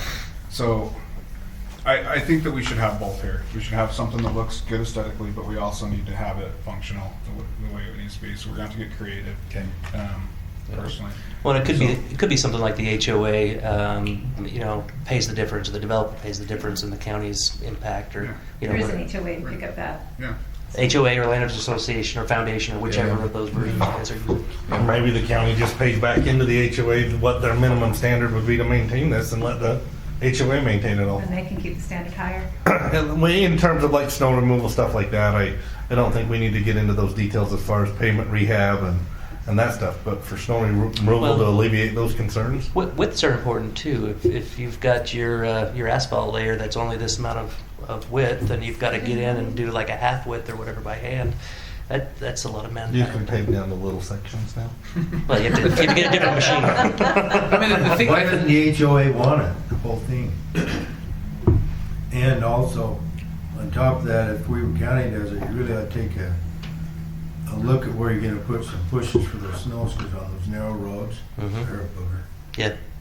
Yeah, I think part of it is if this is a public, if the public is going to use these roads, if these are all, if it's a gated community and these all, for us, that's one thing. If it's, people going across rivers and from outside, then it feels like it's a public road, right? Well, I think the HOA puts too much burden on for everyone. I mean, then everyone lives in there's paying, like you say, to drive the roads, right? But isn't this development having commercial all use those in it as townhomes well? are. It's going to bring Mhm. revenue. That's what all those towns Yeah. are. Yeah, but you don't have a lot of public it's not drivers in the typical townhomes HOA, where, right? You're going to have other like, income you're going to have a bunch of people utilizing the roads public to get for that to wet purpose. for the west. Otherwise, who else is using it for public other than to visit their Besides, they are gonna do commercial in this development. Yeah. Yeah, mixed commercial. I think it's just. What about a services district, like a special services district for street operations?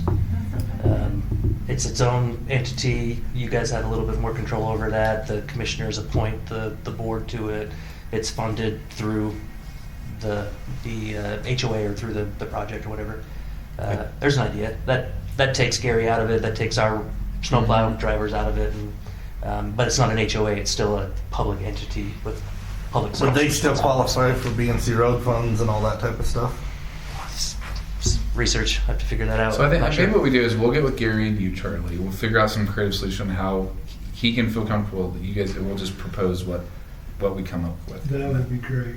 I think that's. I really like what you're saying and the reason why you're doing it, but at the same time, I gotta have Gary's back. No, and I hope I didn't throw Gary under the bus. I understand Gary's job and what he's trying to do, and he has a tough job. The one thing I will say is when you look at these types of developments, the cost to maintain all this stuff is a lot cheaper than spread out, tons of roads, large road sections.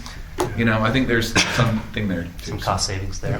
Some economy, how much asphalt you're replacing and wearing. Yeah. One of the big hiccups that we have with a lot of the development that we're working on is the county doesn't have the ability to later on come back and say, hey, we need to have a special assessment area, we need to have this, or we need to have that, without having a period for protest of the landowners. County's municipal services tax is 3%, whereas mine in Ogden City is 23%, right? Mm-hmm. And so maybe there's a way to just raise enough revenue, whether it's a services district or just the county, maybe there's a way to adjust that revenue to make sure we've got enough to provide for you guys. Yep. Okay. Think about it. Okay. All right. That'll make them happy for the sewer. Can we call them streets or streetways instead of roadways? Sure. I know that's a little finicky, but That's fine. roads have a different meaning under the International Fire Code than streets. Okay. It just gets weird. All right. Okay. Next two sections. This is in the development agreement. Is the Weaver River Parkway? We talked about this a bit last time. Just a little bit. Wait, are we going to talk about it again? We want to talk about it. Defer. So I think a couple things that we added in here were, let's see. So Daniel, you might have- yeah. So this a lot of this language came from Promontory Commerce Center. It's just basically how it's constructed, right? The parkway, the trail system, it's 10 feet wide. There's 3 inches of asphalt, 6 inches of base. We build it from 12th Street, or I guess 1115 here, and then makes its way up. So it just kind of articulates how it's constructed to make sure that's clear. That's the whole first section is basically that. And then the buffer section is the part that I know you guys talked about extensively. But So we, a lot of this, it talks about the 100-foot setback. A lot of this is PCC language, Daniel, right? Like you just copied and pasted. So what we agreed in that project is, it's actually one of Bowen Collins' requirements or requested recommendations, I guess I should say, is to clean it up, plant native vegetation to make it more stable within the 100-foot setback. We just talked about a native seed mix, like a Yes, grass mix? Exactly. Okay. So that's what we agreed on that set. So we just added similar language, which is we'll clean up the 100-foot setback. There's a ton of random stuff there, as you guys know. So Can you leave all the historic cars in place? Yes, Concrete, exactly. rebar tires. They're almost all rotted away now anyways. There's not much. They're good duck blinds, right? So it's you clean it up, you plant the native seed mix. How much organic material from rotting cows is in there? I don't even want to know. I mean, it should grow really well with all the fertilizer that's there. So anyway, that's kind of the baseline, right? Because I think what Jeff's been talking to you guys about is there's Do more areas of that. that we're going to elevate, but the baseline would be that, that we have to clean it up and plant native grass. Okay, cool. And then on the next page, we talk about if we do a development within a 300 feet of the Weaver River, we do the following, and this is based on Bowen Collins' report of riparian zone preservation, erosion control measures, flood proofing design, hydraulic modeling, environmental impact assessment, permit and compliance assurance. So in the development agreement, we're saying we would want to do this anyway. we'll be bound to it. And then I know we had promised a design of, the trail corridor that opens up into open space. The guys that are doing that got sick. So we should have it tomorrow or the next day. We'll send that out, but they're working on that. When you say flood proofing, are we talking about flood proofing for the 100-year flood event? I don't know if you looked at the most updated map. Whatever's in there's Rowan and Collins memo. Yeah, Okay. so they reference the updated, we're in the 500-year floodplain. Yeah, there's a lot. Yeah. Of course, there's a lot of property on the other side. There's even more on the other side that's in the 500 year. So we literally just copied and pasted right out of his recommendations, like his conclusions and summary. Okay. And so a lot of this, in the way that we drafted this, is we would go to a third-party licensed engineer when we go to do a phase and say, here's the phase that we're doing, here's the frontage of the river, what do you recommend that we do within this 300 feet? Okay, I like so it. it's really defers to their recommendations, and then we just do it as a. Okay, I like that. So in terms of the river buffer and corridor, any discussion or concerns? Get my ruler out and smack anyone's hand. 100 says feet? anything. 100 feet minimum. Minimum. Yeah, minimum. Yeah, that's good.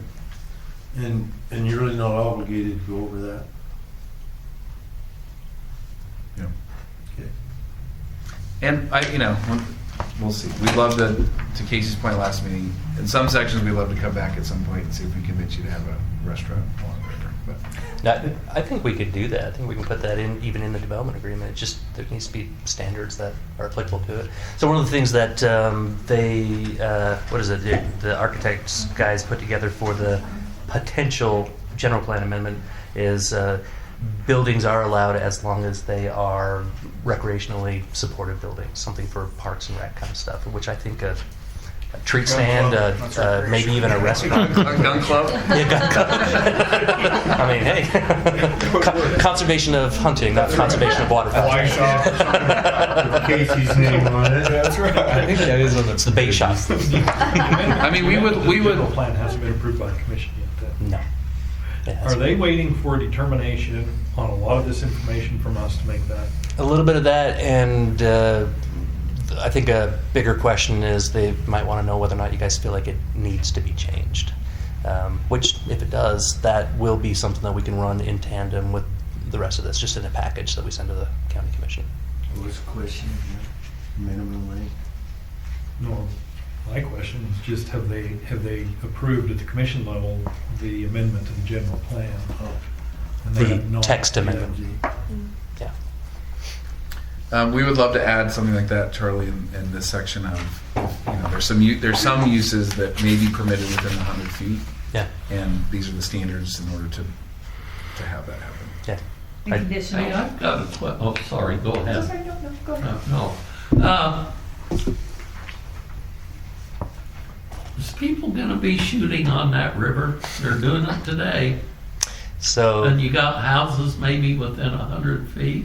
there's a 500-foot rule. You can't discharge a know. gun, but I don't know if people And will. that's adhered very closely But, right now. because they, I thought it was well, a lot of people float that river and shoot.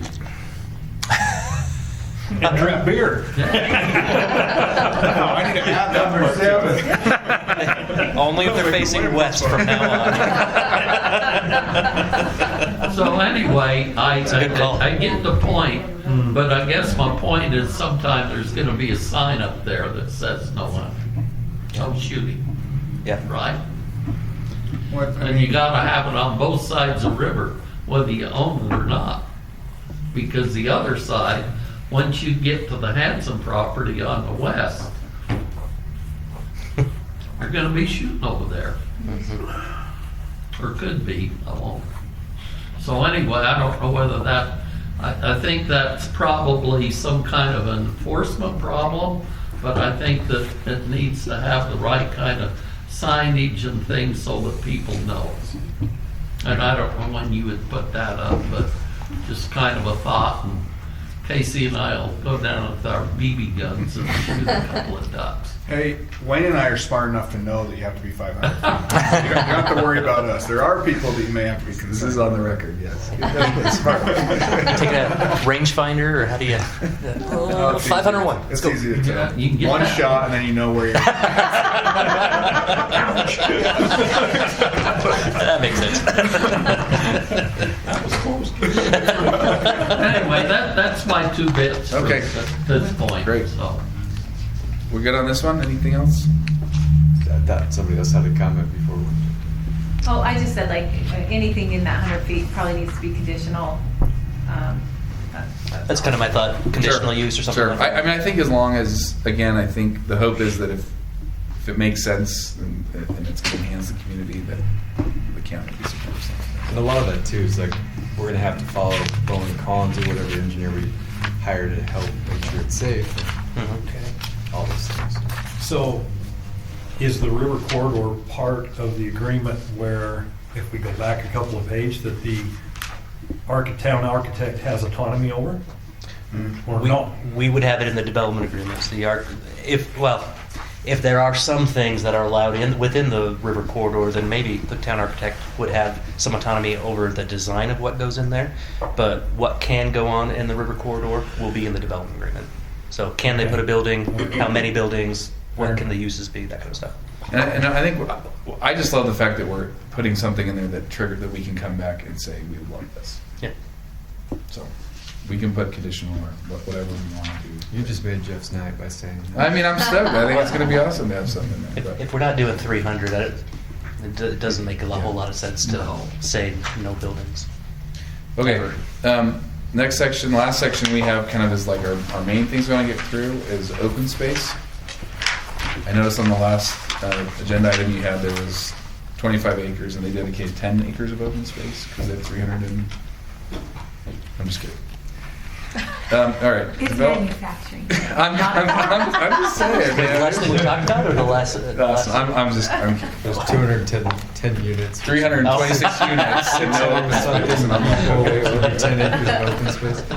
We were just doing the math in our head. I appreciate that. That's good context. Well, there's just doubled now. No, you've been cantankerous since you ended that. You to compensate for that. We did tell them $7,500 per front door and the equivalent, and so they're. I'm sorry I brought it up. I should have said it. I gotta go make a few calls.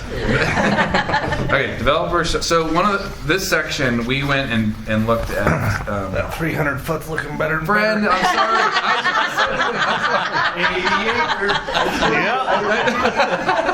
And no trees. I'm such an idiot. Okay.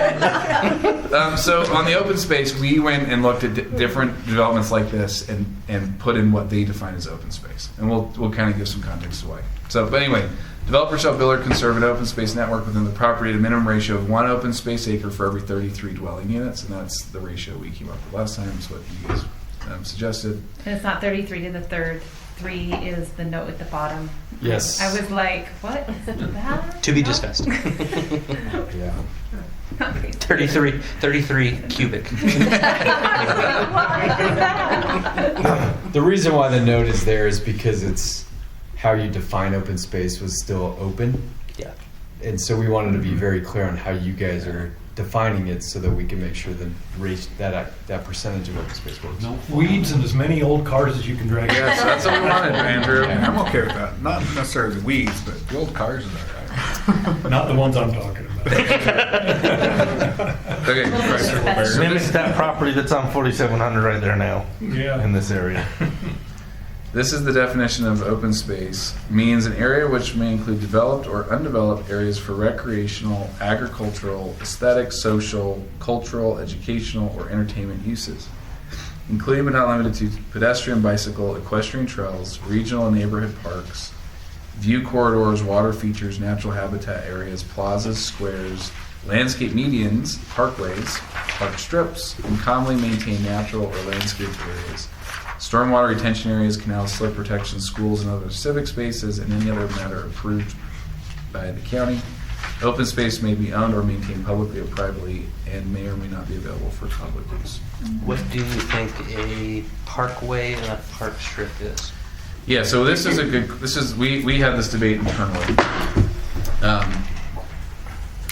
You have your county sort of minimum standard, which is what, a 4 foot?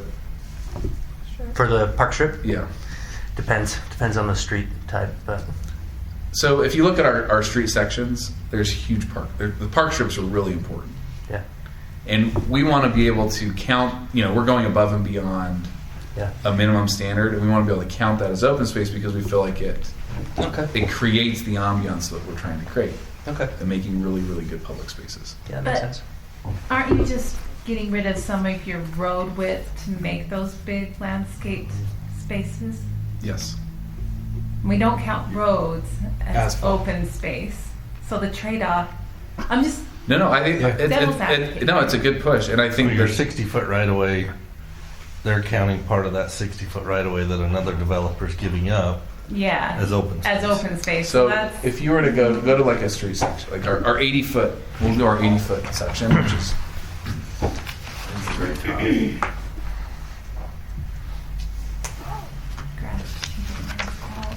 So we have a 7-foot planting here, 8-foot planting there, 7-foot planting there, and there's a trail in between. So one thought we had is maybe it's the incremental, like what is the base standard, and I mean we would love to count this because we think it's really important for this community and for the public experience. I'll have to show you the street cross sections that we're now working from, because even this distance, we've got quite a bit wider park strips now. But yeah, maybe we start with whatever our default is, and anything above and beyond can be counted towards open space. The only other caveat that I would have is if you don't make it stupid simple for lowly government employees, we're going to have a hard time calculating all the different open space areas. Yeah. So that the simpler you can make it, the better. and landscaped medians? So here's an example of, I don't know if we'd ever do this section, or like this 100-foot right of way, right? That's essentially a median. Is there a pathway running through the middle of that? Okay, as long as it's usable as a pathway, I could count it, but. What about the trees? We like them. Charlie, I know you'll probably know the answer. Yeah, so for perspective for me, how much footage is there on 25th Street from a business to the road? 100 feet. 100 feet? Wait, from building front to building front. It's No, 100 feet. not building front to the road, to the curb. Oh. Curb or asphalt? On 25th. Actually, Rick might know that. The sidewalk itself, like from a business door to the curb, where you park, where your bumper would be, on 25th here. On 25th Street. 25th Street. You know? At like 12 to 15 feet? I'm going to try and I think find it's that at right now. least 50. I wouldn't even give it. I wouldn't thought it was that much. I'm just so. trying to I think mentally it's put it in 15 perspective of what it because would they look like. haven't. So this would be our like Main Street. And then pedestrian walkway. And then We basically protections have on site. so at two least sidewalks. 15. Okay. And yours is going to be what, Jeff? So this is our 80-foot right of way that would go, kind of the Main Street. You have 6-foot minimum front setback from the property line, and then 13-foot sidewalk. On this side, it's the same thing. 13 And another 18 feet to the road. If we do the trail, in between with it, yeah. Yeah. How wide is the asphalt? The asphalt 36 feet. is 36 feet. And the trail is going But you only got 20 feet of traveling. 10 Because they're allowing parking on both Because to sides. 8-foot parking, on-street parking. 20 feet to drive a car. Mm-hmm. 2 cars. Well, and eight feet, is that including the curb and gutter? What's that? Is the 8-foot parking, is that including curb and gutter? I'm sure it includes gutter. Okay. Okay.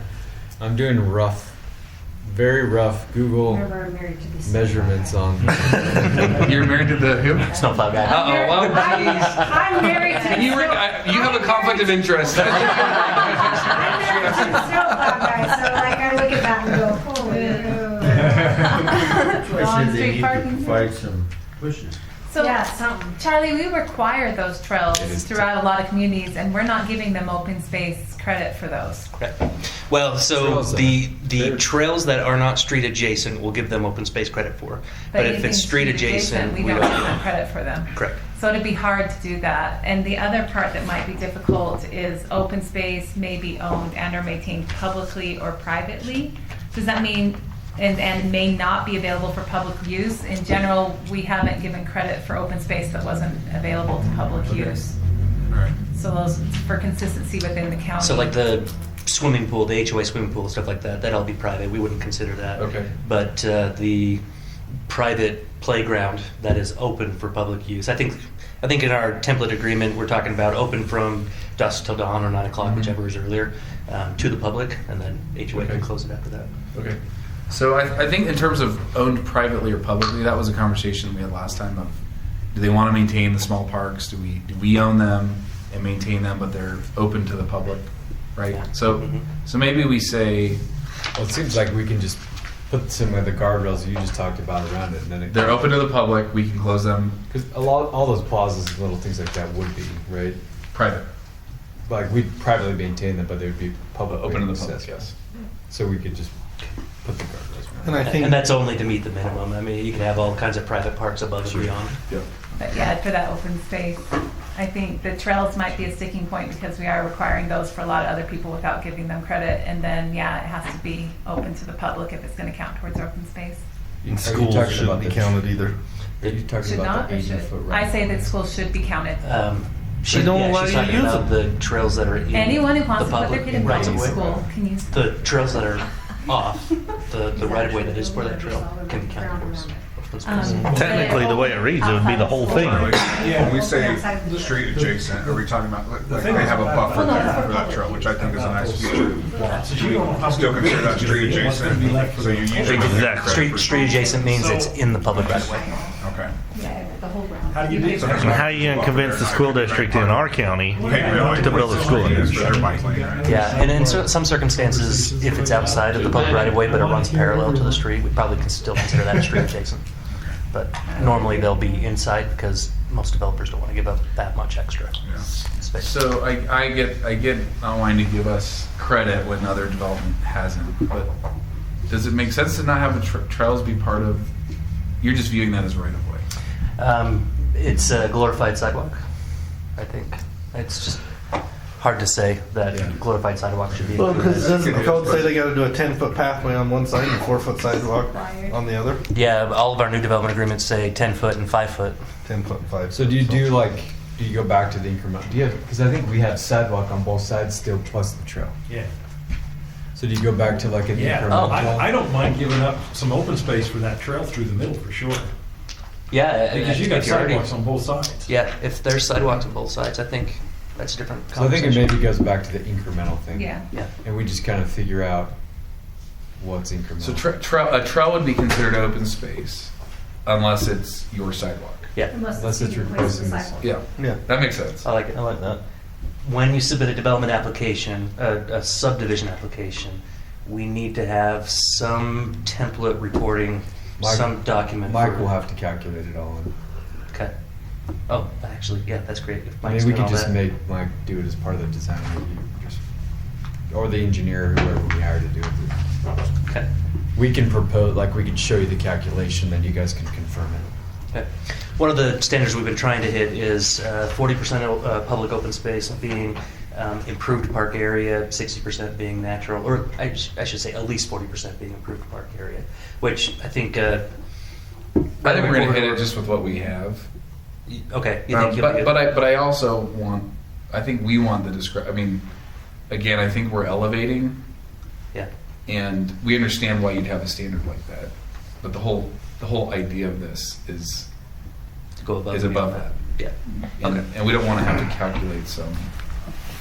You know, like we didn't hit our percentage because we felt like it was better for the community to do this. Okay, that makes sense.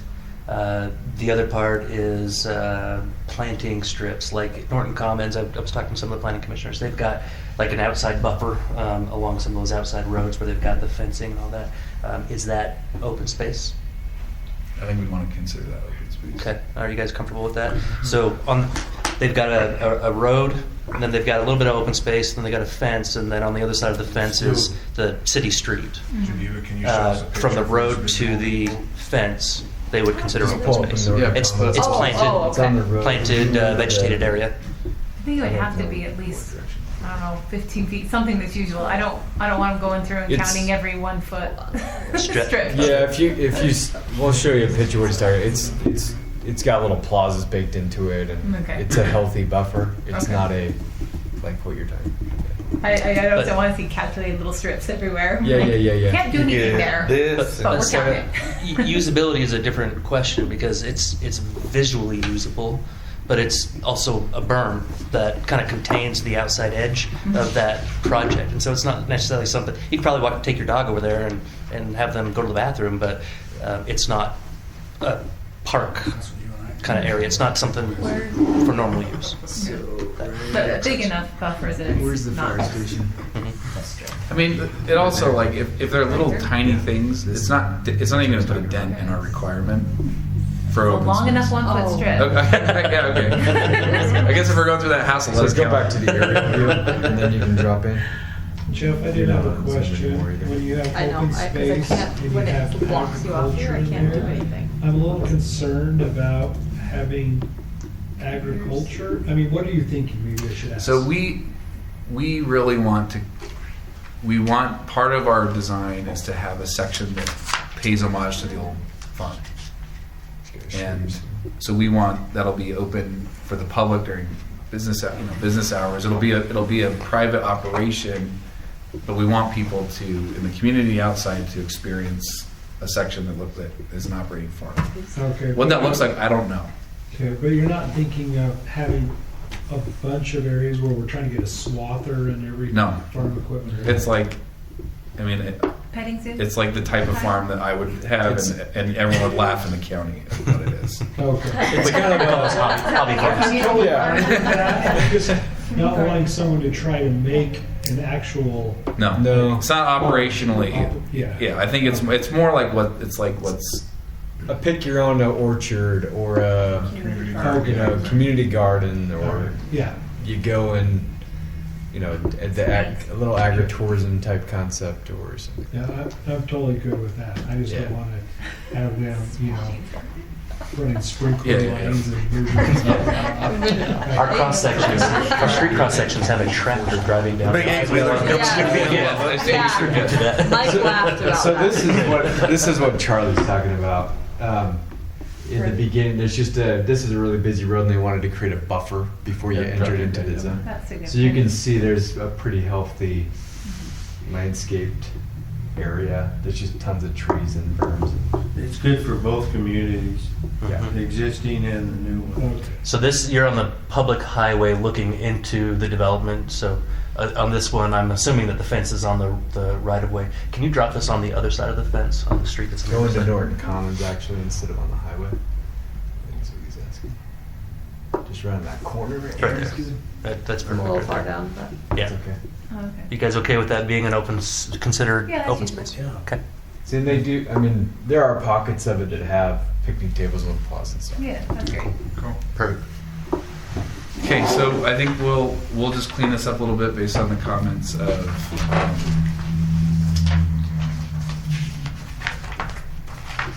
that they have that anything we count towards open space has to be available to the public. Is that? Yeah. However, if you want to do some agritourism, some for-profit kind of stuff on some of that open space, we might need to adjust that a little bit. Freely open to the public is different than open to the public for a fee, right? And I would say it needs to be freely open. However, maybe we carve out some exceptions for those agritourism areas. Yeah. And do we want to just include something that references? Because I don't know what else we would have. I would put agritourism on that ag thing. Yeah. Just to make sure. Just put it as it. People understand. As part of open space. They can count towards open space. Yeah, and just make it clear that agriculture could be, a fee could be charged. Okay, It could be all right, for-profit okay. or whatever. Okay, I think that those are kind of the big things, and then I think the other things that really matter, Charlie, in your comments, maybe we just talk is default Yeah, we talked a ton about that, like just putting teeth if we do. So maybe What let's happens just make sure we kind of Recap. a few more. Let's just recap what you want to see default. Talk about assignment and transfer. And then what was the other one? Is that it? Gary, roads. Yeah. Well, we're gonna we'll talk to Gary and the Reds. Well, the assignment thing, I think, unless Planning Commission has a lot of comments on that, we could probably just go Work through with the Liam on detail that. with Liam and Yeah. Charlie. Did you settle, are you on the 10-year deal, 30-year with 10-year renewals? Yeah, we didn't talk about that either. Do you want to talk Yeah. about that here? Yeah. The term. Yeah. So we put in. I think we put 30 or 5-year Renewals. renewals. And automatic renewals unlimited until the county. I think it's in, I think the way it's written is just until either party Gives triggers notice. it. Okay. Yeah. I'm okay with that. So it's 30 years with 5-year renewals? Mhm. We opened the deal. I think And then that's, either party can trigger prior to the next 5 year to cancel. Yeah. You guys, Brent, are you comfortable with that? So it's automatic though, it doesn't come back? Right. It won't come back unless we send them notice saying, hey, we're not intending to renew this agreement. But it is a 30-year initial term. I don't have a problem with the so it's 30 years without, or 30 years every 5 years? No, It's 30 years 30 first. 30 years. Oh, yeah, no. Every 5. Yeah. I don't like that. You want to do 20 and then No, I So want this to is do the- 10 then. This is the term. Well, Brent, I'm sorry. I made a comment. I talked to Liam about this the other day, it was long before that. the challenge with like anything shorter than like 30 years is this project going into it, we know is going to take us probably 20, 25 years to execute. And so you don't want to be subject to a renewal in the term that we think it's going to take us to develop it. What if the renewal cannot be withheld unless you guys have it performed? Yes. So we could put in there some limitations on the county's ability to, so it's not just a free-for-all. A county can say no just because we don't like the way you guys dressed that day. But isn't that partially dealt with if we default? Well, yeah, but under a different section. So default will hold independently. What if just the term and renewals? Renewals, If you're, essentially. if you're technically in I guess- compliance, but Yeah. there's some really good reason the county has to not renew. Here's my thoughts. A lot of things happen in 10 years, 20 years, even 30 years. I don't see why it's a problem to revisit it for that extension every 10 years. Just a recall to discuss. I mean, part of Then we see performance. Yeah. I think that I mean performance is probably different than us creating the thing that you think you're getting, but I feel like the teeth in the town architect protects you against it not working as you. Now performance is a different thing. Like, are we successful? Is it building out? I guess my concern with what you said there, Bren, is if we are halfway or 3/4 of the way through a development and we have to come back to see, hey, can I finish this?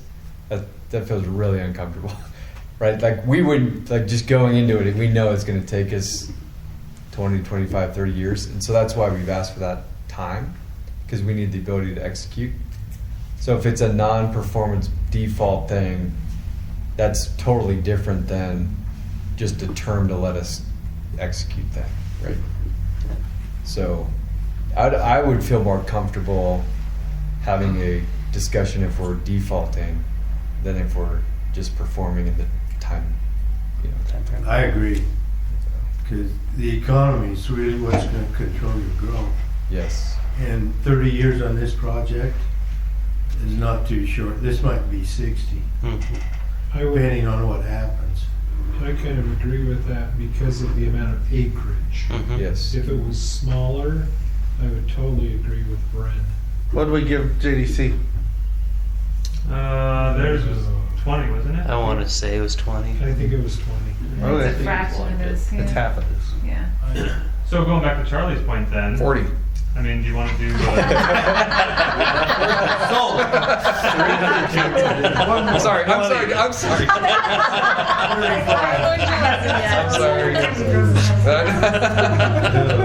What were you saying, Liam? So it goes back to your point. Do we do a shorter initial term with an automatic renewal unless they default? That was my original comment. Was I'm comfortable with 20 with automatic 5 years. I'm not going to push back on 30 with automatic. It might be a little bit better to say 30 period, and then we come back and talk at 30, just to get it renewed? I think it's 20 and 5, and every year there's a performance review, and non-binding on the performance review, just so that everybody knows where they're going. Because within a 12-month period, you can kind of forecast what the economy is going to be, unless it falls flat on its nose overnight. But at least everybody's kind of on the same page that way. And like I say, the performance is non-binding. It's just a get-together, meeting of the minds. I think 20 years. I think 20 years on the termination, and 5 years after that, with a line in it that says that unless there's something that really makes us nervous at Weber County, we're going to perpetuate this thing forward. Is there, and that was going to be my question, is what's the guardrail to make sure that we're not, again, 3/4 of the way through and... I don't get paid enough. Yeah. I just don't. But the that's guy after you concern might. that I have. I just want to go into it and know that we can, if everyone's doing what we're going to do, like, we can finish it, right? Yeah. Here's my question. I'm fine with the 30 years and the 5-year renewal. I think this is big, and I can understand your risk level that would scare me going into.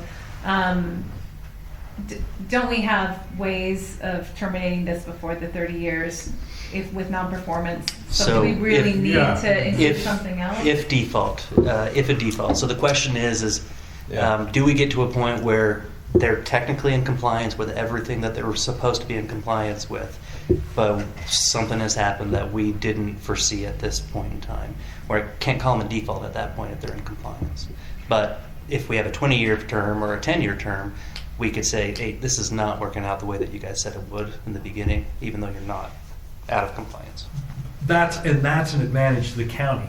And the only reason the county is going to ever act on that is if something really went right hand. Right. Yeah. So that's why I'm saying 20 years, 5-year terms after that, but a performance review every year that's non-binding. Everybody knows where all the players know where they're at. I think one every year is way too often to do a performance review. I don't. The reason I say that, it doesn't have to be an exaggerated meeting. It can be an hour. Check it. Everybody goes to lunch. Hey, the boxes are checked. We're done. Well, Charlie's gone then. Good knowing you, Charlie. I wonder. Don't invite me to that meeting. I would rather put language in the development agreement of what part of what Charlie said is we don't know what we don't know. I think that's the protection, right? It just, to Rick's point, this is a huge piece of property, and we don't expect it to be done in 20 years. I think that's like, we're setting it up for 30, 40 years, and the concern that it could be taken away perhaps arbitrarily, and I know you're saying we're not in the business of like just causing problems. A different council. But we don't know that, and I think there's a huge investment to put that on who knows who's going to be in the county at that point. Wait, what if this was in the valley? Amen. This might be the valley. We don't know what would happen if this was approved years ago in the valley, and all of a sudden they get different council, different people in charge who don't have the vision and are. That's why I said that it's non-punitive. It's just a review, and we get together and talk and discuss. Hey. But as far as the first term, the 30 years would give them enough time to make sure that they don't end up with someone in the middle with just deciding, wait, we don't really want this anymore. We're just going to end it. Because the 20 years with the 5-year renewal, you would have an opt-out of that 5. The way it's drafted now. So we would be only guaranteed 20 years, and then it could be an opt-out scenario. Because and that's what freaks us out is like, we're not going to be done in 20 years. Because anytime up to 20 years, maintain where they're we could pull that trigger and say we're not renewing, right? So You mean to tell me you're only going to develop 25 acres a year? I don't want. I'm not hoping in 30 years, but like, part of what I've learned is to create good place. It is not. We're not just blowing through track home, right? It's like, it sucks and it's hard, and we want to be able to not have risk if we're going to put that effort in. Well, I think we've talked a lot about Norton Commons, and they're over 20 years and still not done. Still doing. And they're 600 acres, so it's comparable in size, and they still have, I don't know how many years left, but that's a very, very successful project. Same size, and they're way over 20 years. So I don't know that it's about the acreage takedown, but you might have years that you don't do anything because you're in 2008, and so you just don't develop anything for 3 or 4 years because you got to wait till the economy can support something. Or you change your design code so you can do really crappy, cheap buildings. I think we understand the concern, Andrew. Yeah. And I guess I'm just trying to figure out how do we, from a risk standpoint, not put ourselves in a bad position. That's why that's why I went back to the default. I would rather have more teeth on if we do something bad. Yeah. Then we talk about term. Then if we're doing what we said we were going to do, we can't get the knees chopped off. I think we've got language in there too that if you do 30, that this planning commission has to stay around for that. Yes. Here, here. Okay, I'm resigning before we. When does this? Just let me know so I can put my resignation in before you sign it. It's an automatic default. On the county. I don't really say what happens with you guys get twice as much density. Yeah. Well, let me ask this question a little bit differently. If 15 or 20 years from now, you guys have a bunch of single-family neighborhoods over there, and very little commercial, very little multifam, very little mix, are you going to be upset about that? Commercial next month. I hear what you're saying. In 15, 20 years from now, if you guys, community residents, if you see this development that is predominantly single-family dwellings, instead of having the mixed use and the multifam and the townhomes and the different cross sections, just primarily single-family dwellings, are you going to be upset about what you're seeing? Depends. Where's your first phase going to be? 12th Street. Coming off of 12th. 12th Street towards the river or towards 47th? So you're going to develop the river first? Yeah, I'd be upset. No hunting. Exactly. Oh, it sounds like we need to write something in here that Casey has. No, you just Always has access start from to 4700 and go towards the river, so it takes you, so the river's preserved for longer. Well, the reason why I asked the question, that's a good observation right there. The reason I asked the question is you've got to have a certain amount of density to make your retail work. Right. Yeah. Right. And so you're not going to see some of your downtown areas for quite some time.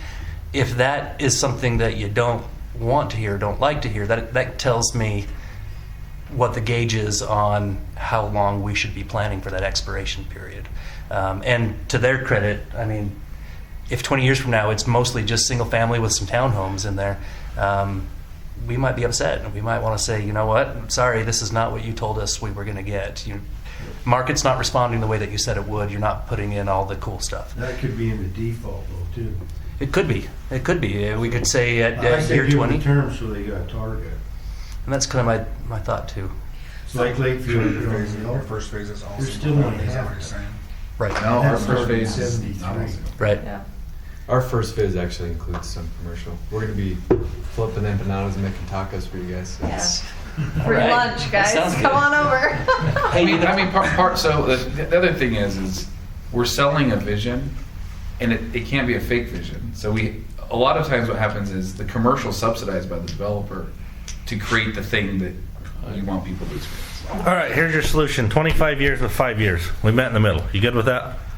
I'm good with whatever.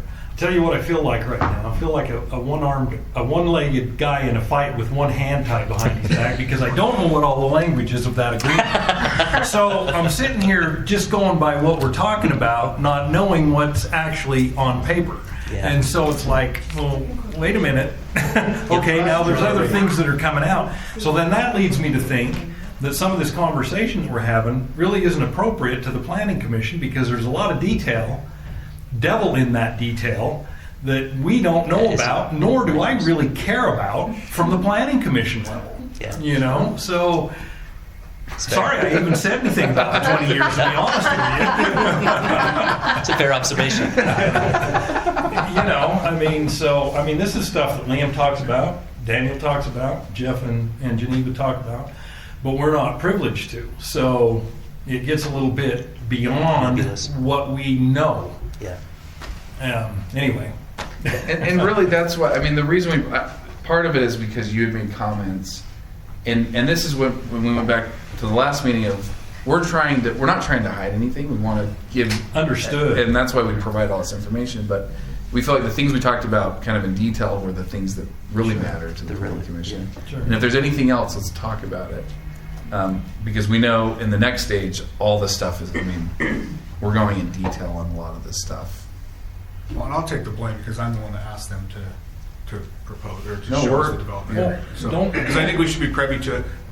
Yeah, I'm Don't definitely take not what I one that's say. understanding. Yeah. I don't understand it either, but I like being able to, work through this and understand. Well, I think the big part of this one is the development agreement essentially is the zone. Right. And that's why That's why I was- we need to be involved with the development agreement. But I think your point's taken for the purposes of what we generally would look at. Right.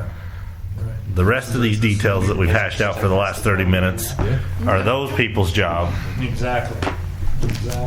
to protect the county, which is in the best interest of all of us. Take one down, pass it around. It's homework for next time. That's the draft development agreement. I'll give you a highlighter too, Bren. And a case of beer? Yeah, there you go. I can make that happen. I can make that happen. Under $50. Okay, I can do that.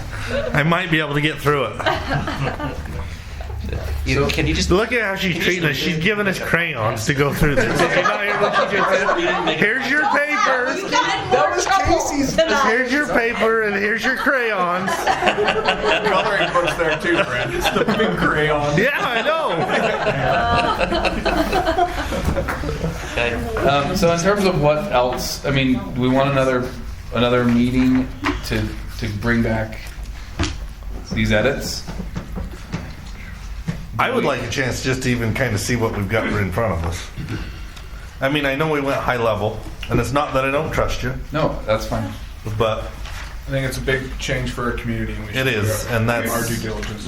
just to ensure that, you've got a vision, we're following that vision. We just want to make sure that, we want to see this as successful as you guys want to see it, because it's a big change. And it'll be more successful if you start with 4,700 and go. We're gonna do something special down there. Casey's post. Yes. Yep. Everybody should have a digital copy. Yeah. I got it today.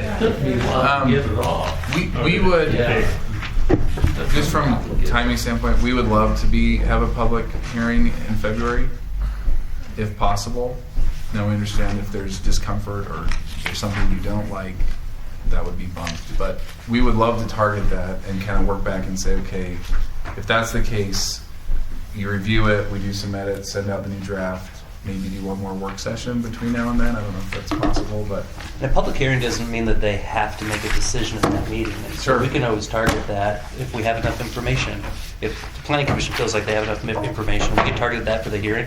And if they're not ready to make a decision, we can see where it table. goes. But Well, technically, even if we don't put enough How information, does we your can still ask meeting for a go public over hearing. We just try to schedule? safeguard our public, Yeah, so we're yeah. not wasting time. we don't want to waste your time. We don't want to waste our time. How'd the meeting go over at school? It was pretty good actually. We're gonna have another one of those between now. I don't want to come, I don't want anybody yelling at me. Well, I got. I just wondered, No, was there a lot of Where do resistance? you advertise that? So we're gonna do it. Where did we did it? We did it on a couple Facebook pages, and then we emailed out to like the special service districts, so the water districts, and then a girl that runs some of the Facebook pages. Jill Hipwells, I was gonna say she posted blasted on. Do you have a Yeah. suggestion on where we Yes. should? No, I just wondered where you did it. And last time, Jeff, we actually printed out flyers and Jeff knocked on it. Yes, I forgot about that. Yes. In the whole neighborhood? Ah. In the whole Around Western that area. Around the area. It was, Do you want me to do that with you? I would love for you. Are you getting more people that want to be a part of this, that are People on the thinking of utility- selling? What we're hoping is, That's real quick, I say this all the easy way time. to get that. I'm okay if you're on one side or the other. I just don't want misinformation, and that's our whole goal is to provide the right information, and then they can make their own decisions. But I thought it was really successful. It's very. Charlie was there. You tell us what you thought of that. I didn't get yelled at. That's nice. Did a lot of people show up? There wasn't a ton of people there, which that's either a concern of noticing, or it's a concern, or not a concern, or it's a success story on people Being educated. Yeah, understanding this is a likely thing to happen. I mean, we're not seeing a ton of people showing up to our public hearings.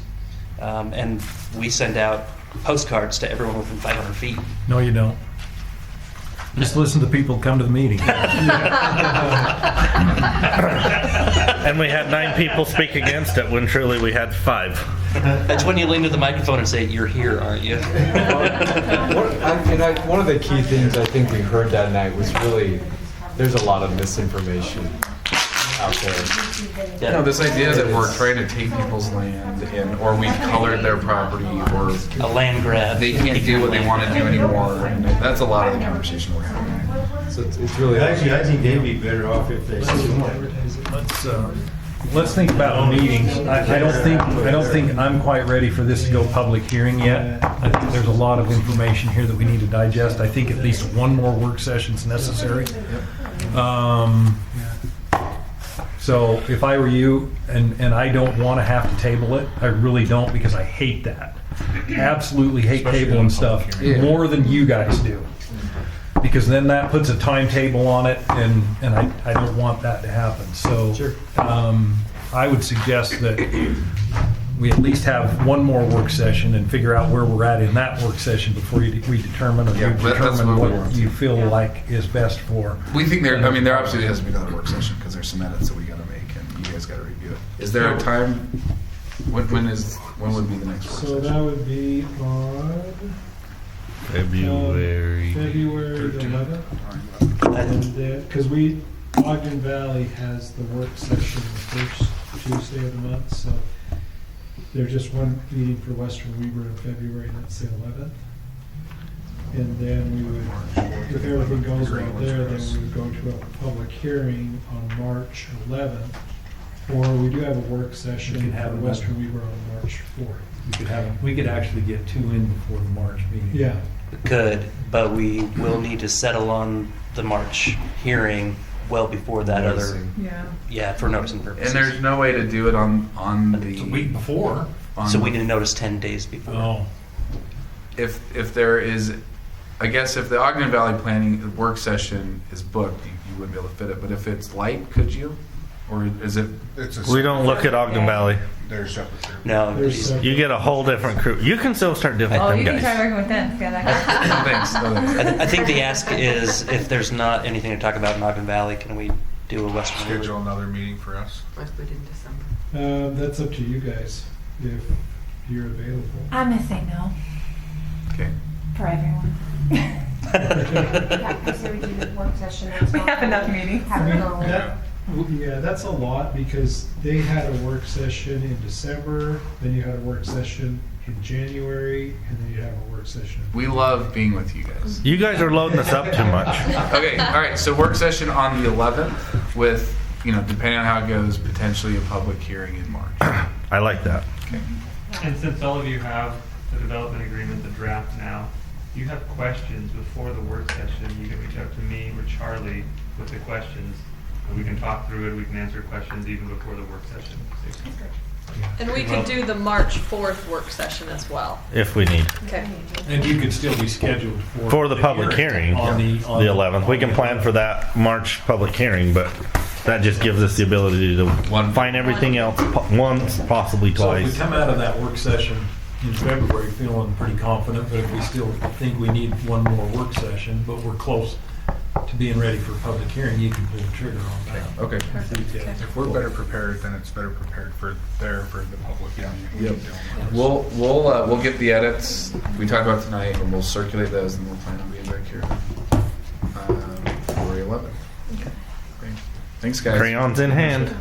I'll drop them off, special delivery, okay? The big ones, like Andrew said, one where he can use his fist. The ones he can't fit in his nose. That's why they did it. I know. Yes. They knew. The toddler section. And they're washable, so they'll come out of their clothes. If you get it in your nose, all you're doing is driving the peas that you put in. Try to get them out. Push them through. Or eat them, yeah. I'm still this guy. I've been here too long, Andrew. We're not done. We still got one more. We do? Oh. But I'm going to vote that we push it. We made him wait here this whole time when we push it. He's not. It's a Charlie item. It's not. I don't. He just likes to paint us in here, I guess. I don't know. Make sure. Can I take? Yeah, thanks, guys. Can I take 10? Push it after 10. Yes, and I want to comment. Okay. Hey, no, you guys don't get to leave. You get to enjoy the rest of this pain with us. Like I said, I love this. I'm just kidding. Take a brownie. Thank you. Here, Charlie, take these for your record. Yeah, thank you. Okay, you guys ready? Yep. Any chance you guys brought the document from last week? That's good. You got Some of you? At home with all my notes on it. Okay, that's okay. Uncle too. Jed did, because he's got lots of notes for you. No, I love it. I wanted to give Sarah a quick lowdown because I think she was the only one not here. So Sarah, we're trying to standardize our development agreements for our standard types of rezones, not for the big projects, Right. but the 20, 30, 80 acre ones that are pretty much everything that we've already seen. And you emailed this out, right? Probably. Today, yeah. I went Yes. through it. I went through it, so. Oh, okay. So it's really county heavy. That's one of the things that there's a little bit of discomfort I think that I have, but a little bit of discomfort that I think some members of the Planning Commission have because it's very county heavy, and there's some specifics in here that might not be super friendly for most developments, but they're catch-alls for the poor developers, and so not poor as in not. Charlie's way of saying that we didn't really like it. Well, poor probably goes both ways when it comes to developers, the quality. The two can go hand in hand. So this is kind of the thing when developers say we want to rezone. We say, great, here's our boilerplate. There's some ability for us to put some extra stuff in there, some very unique stuff in there, but here's the boilerplate. And then if they say there's no way we can live with this, then at that point we come back and have the conversation with you guys. There were two things in here that I wanted to make sure I talked to you guys about, just to make sure that we're not too far out in left field. One thing in this version that you guys don't have in front of you, but apparently I emailed out, is I took out the landscape plan that really we can't do anything with other than see. So that's gone. Oh, the one where they had to submit plans for their landscape designs they're talking about? Yeah. Okay. Yeah, Great. for individual lot landscape designs. Yeah, great. So that's gone. That makes Jed and I very happy. So There's more than that. Yeah. okay, so in environmental and air quality standards, I don't know how the entire Planning Commission feels. I know there's maybe one or two or three that would still like us to try and look towards, or at least gauge your guys' interest on pre-wiring for solar. Not requiring solar panels, not requiring any of the solar devices, the inverters or the converters or the batteries, but just having conduit, wire, that kind of stuff already done in the houses. Jed has a question. Can I have a shot at this? Yes, please. Okay, the government was created for the health, safety, and welfare. And this, the way I view it, Charlie, is a genius thing to shortcut it for developers when you're talking about 10, 20, and 30 acres, up to maybe 50. If you get up to 80, you're going to get some of these development agreements and all this stuff where they can put a park in. Yeah. The others are going to be too small, they'll be 27. To do it. Well, the 7,500 is another deal.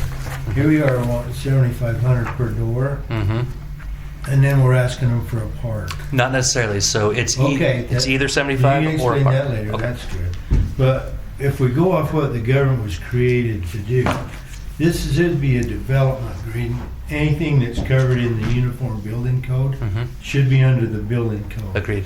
And the builder's going to, and you've got a lot of this in here that's imaginary, progressive, and it ties the developer down to making that happen, and it shouldn't be on the developer, that should be on the builder. Yeah. Under our Weaver County Building Code. Yeah. So if you keep that in mind and strain through there, I think it's a real good product. Okay. Well, as you guys think about that, because that's the biggest concern that I have is there's a lot in here. Developers, in fact, ones that we've already been working with, say this can't be applicable to me. This is the contractor. This is the homeowner who puts this in. Which that's true. And if we need to make that clear, that it's on whoever picks up the property. So prior to building permit or certificate of occupancy or whatever. But that's things like if pre-wiring for solar is required, if we're requiring smart controllers for sprinkling systems or for thermostats, that kind of stuff, that can't be on the developer. It's got to be on Water sprinkling. Yeah. So yeah, for irrigation. Yeah.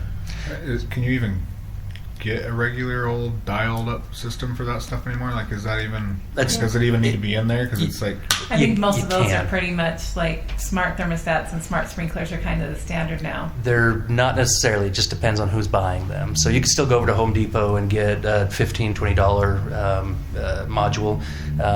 I bought mine for $100, got a $50 rebate, so it was the best version that wasn't smart, costs the same amount after the rebate, but I don't know if the rebates are still happening. But there's just a lot more of those on the market. Smart. Like I can't. It's not smart, but I mean it's set, but it's programmable. not. But it's programmable, but it's not smart. yeah, I don't think that's necessary. I think it goes back to Jed's Yeah, there initial you go. point. It's programmable, just not smart. Yeah. Well, I say we leave that up I'm to the not people. smart enough to. I agree. The more rules you get in, the harder it is to regulate. Yes. The more money it's going to cost those kids, and every time they go to qualify, $10 can tip them off the bridge or on the bridge going in the hall. I agree. And if it's in here and the developer or the builder has to do it, they're out. Yep, I agree. So that's the big ticket item that I want you guys to decide on with the specifics of some of this.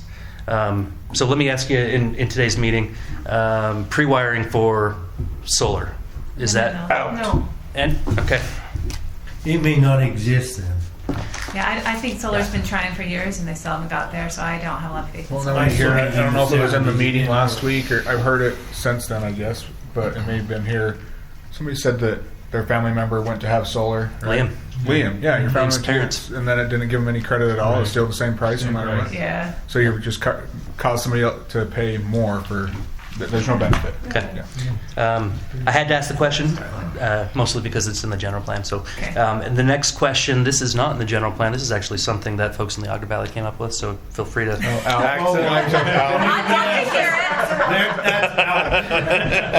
I struck without a no.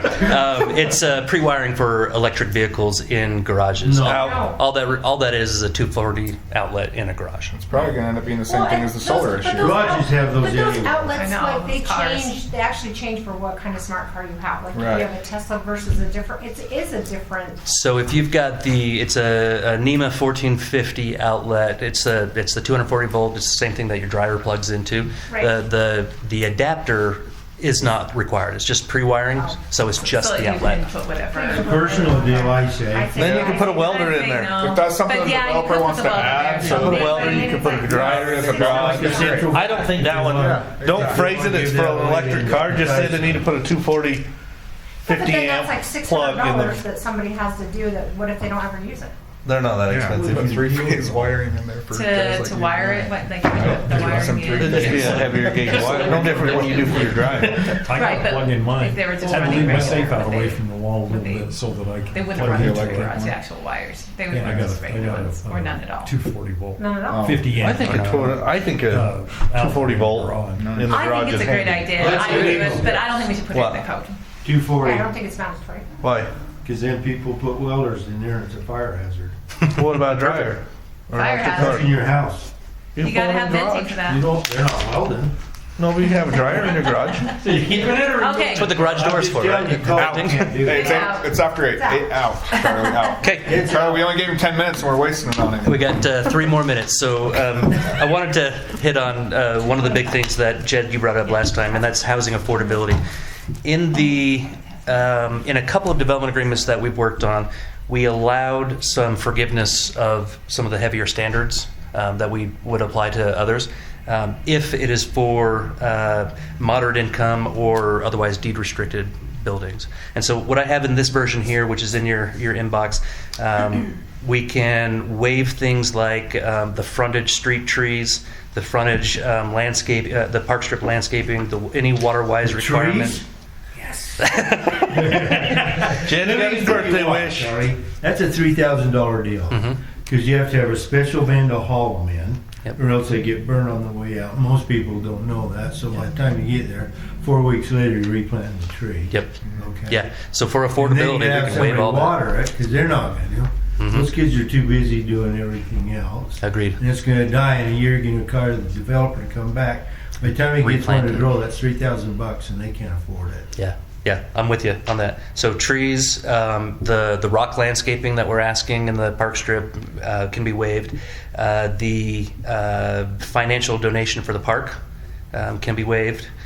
If they are going to do public park open space dedication instead of financial donation, You're talking about can be waived. crossing them one or the other. I like that. Wait, this is if you. If it's deed restricted for moderate income or for a building under a certain square footage. So basically letting them out of some of these You're building wrong, Claire.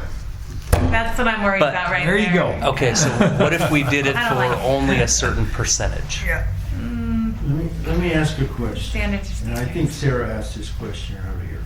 When we say attainable housing, and we're going to give them a percentage of it, really, how are they going to do that? Because in my experience, there's no magic man that comes roofs your house for nothing. Yeah. The only way to And do that so- that I know of is to make sure you give Rob enough Peter density. To pay Paul, and that's socialism. Yep. In that case. I just think we build more different styles of homes and make sure there's enough homes.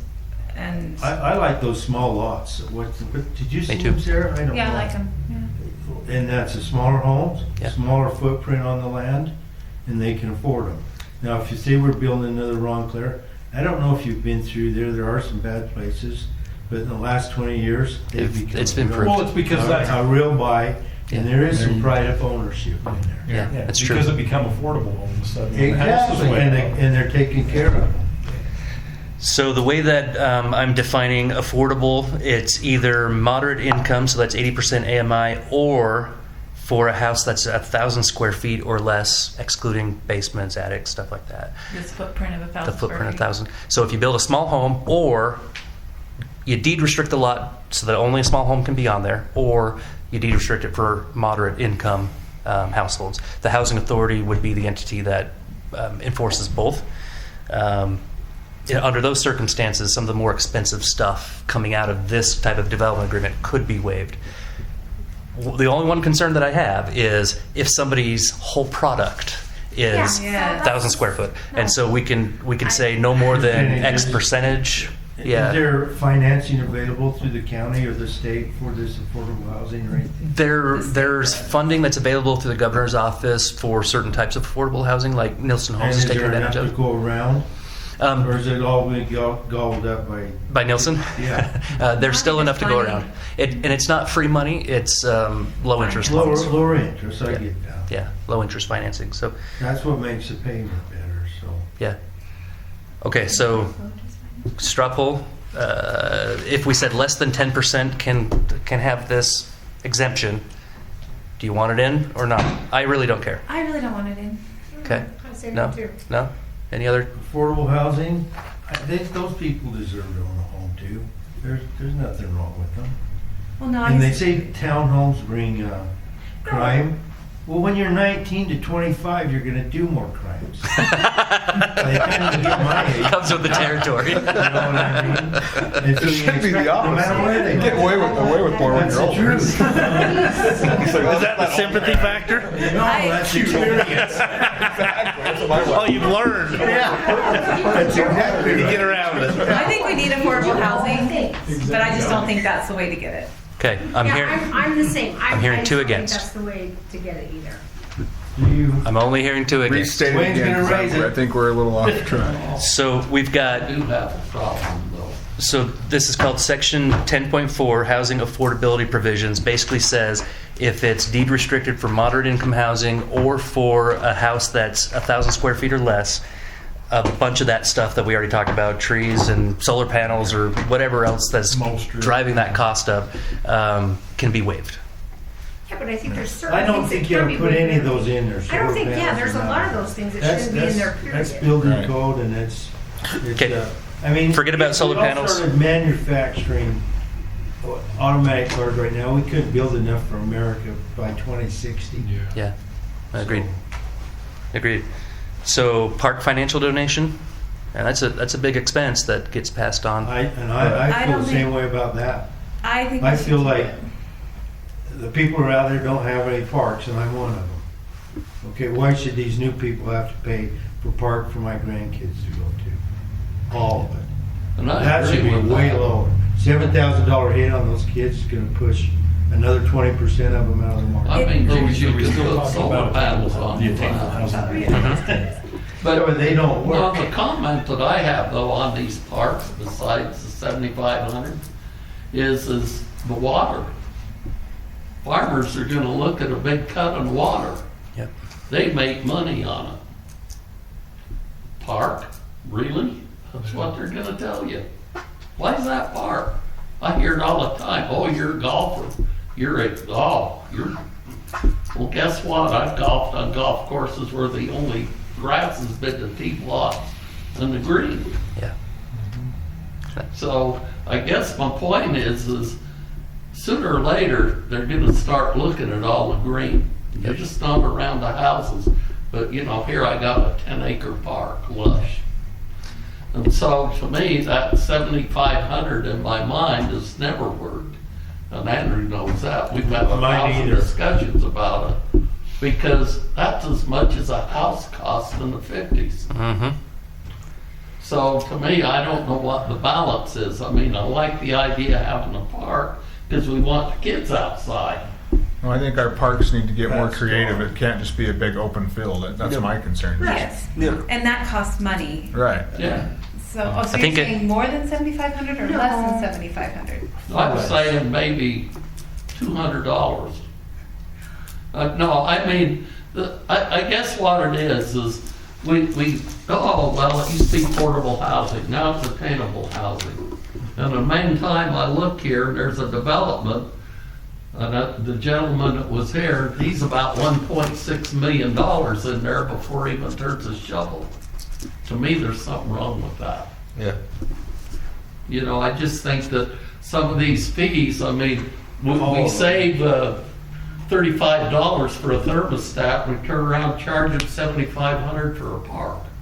It doesn't work for me. Me either. Because to me, if we're gonna be serious about putting people in 1,000 or 1,200 square foot house, $350,000 is just too damn much. Yeah. I 100% agree that the cost of the homes is too high, but I will tell you for sure that we get rid of that $7,500, that goes directly in the developer's profit. The developer is let me finish, okay? I know plenty of developers, I've run the numbers. This is the thing, a developer either does the development or they don't. Either the numbers crunch or they don't. Right now, the numbers aren't crunching as well as they were a couple years ago because they're not developing as much. But when we take out the necessary fees to build the necessary infrastructure for new housing, we are taxing the current homeowners to pay for the new homeowners because we are going to need these facilities. And somewhere that money needs to come out. Now, the cost of the home is based on what people will pay for it. It's not based on what fees we add in. If we add too many fees in, the developer will not develop. Case in point, they're not going to do it. So if developers are developing, that means they're okay with $7,500 and they're not passing it on to anyone. They are selling their homes at market value. So we're not taking homes, we're not affecting affordable housing when we do these fees. We're making sure that everyone's taxes stay affordable. Because if we don't charge these fees, all the existing homeowners will pay for the improvements through taxes and assessments. Well, there's too much competition in the housing market. And there isn't one of them out there that can sell it for less than the other unless they own their property in the first place. Because it all starts with the base of the property and goes up. And the amount of builders that make a living in this county make sure that their margins are right there. And they're not gonna, because we tack on 7,500, they're not gonna make their margin any smaller. They're not going to sell their home for any more or less because people are going to buy that home. They're going to compare their home to that builder next door. And so they're all going to be competing with I'm each other. just telling you, if things get tight and I can sell my house for a dollar bill, I'll sell it. because I'm not gonna eat it and go to the bank and let them eat my lunch. And those other guys will do the same thing. It's all controlled by the market. And that's exactly what I'm saying. It's controlled higher or lower by the market, not by our fees. Whether developers Oh, no. build is based on our No. fees, not the price they sell it at. So if we're talking about this, I think, Charlie, going back to your question, it's whether we change the rules for attainable housing, right? Or they stay the same for everybody regardless. Yep, that's the question. Okay, I think it's just stay the So- same for everybody. So, the 'Cause I- 75 go ahead. I'm so sorry. Go ahead. Just to clarify, because Jed, even with your concern, it's the same thing. It is the same thing, but you're cutting a bigger part of the market out, so there'll be less houses sold in this county. But here's my, in order, so you pay that $7,500 per house, but you're getting more houses per acre based on doing that. That's the first place that we start that process, is right there. That's true. So, if you're getting more houses per acre, your affordability spread out over that acre should be able to compensate out that $7,500 per house. So, unless I'm mistaken, that's kind of how I understand it. And so then then my thought process goes along with what Sarah's saying. If you can't afford to build that because of Weber County, Western Weber County's parks price being at $7,500, but West Haven takes care of that for you, does it really change the price of that home? And the market says, no, it doesn't change the market value of that home. So that's where I'm at with it. I say it all starts with the very first thing of you're getting more houses per acre, more front doors per acre, based on paying that $7,500 per proposed home. Yeah, but you're not gonna get more dollars per small lot. People will pay more for an acre than they'll pay for 5,000 square feet. Yeah, but I'm talking about not necessarily just an acre lot. I'm talking about how many lots on that acre are you going to get? Are you going to get 3 or are you going to get 6? So if you divide it down by 6, you're going to more than recoup that $7,500 that you paid per front door for that house. You might have a point. Yeah, he's got a point there. Yeah. Because if you got 6, but if you got 3, maybe not. Sure didn't say it. But the whole thing in the end is what's the market with 30,000 houses short? Yeah. I mean, it's capitalism, right?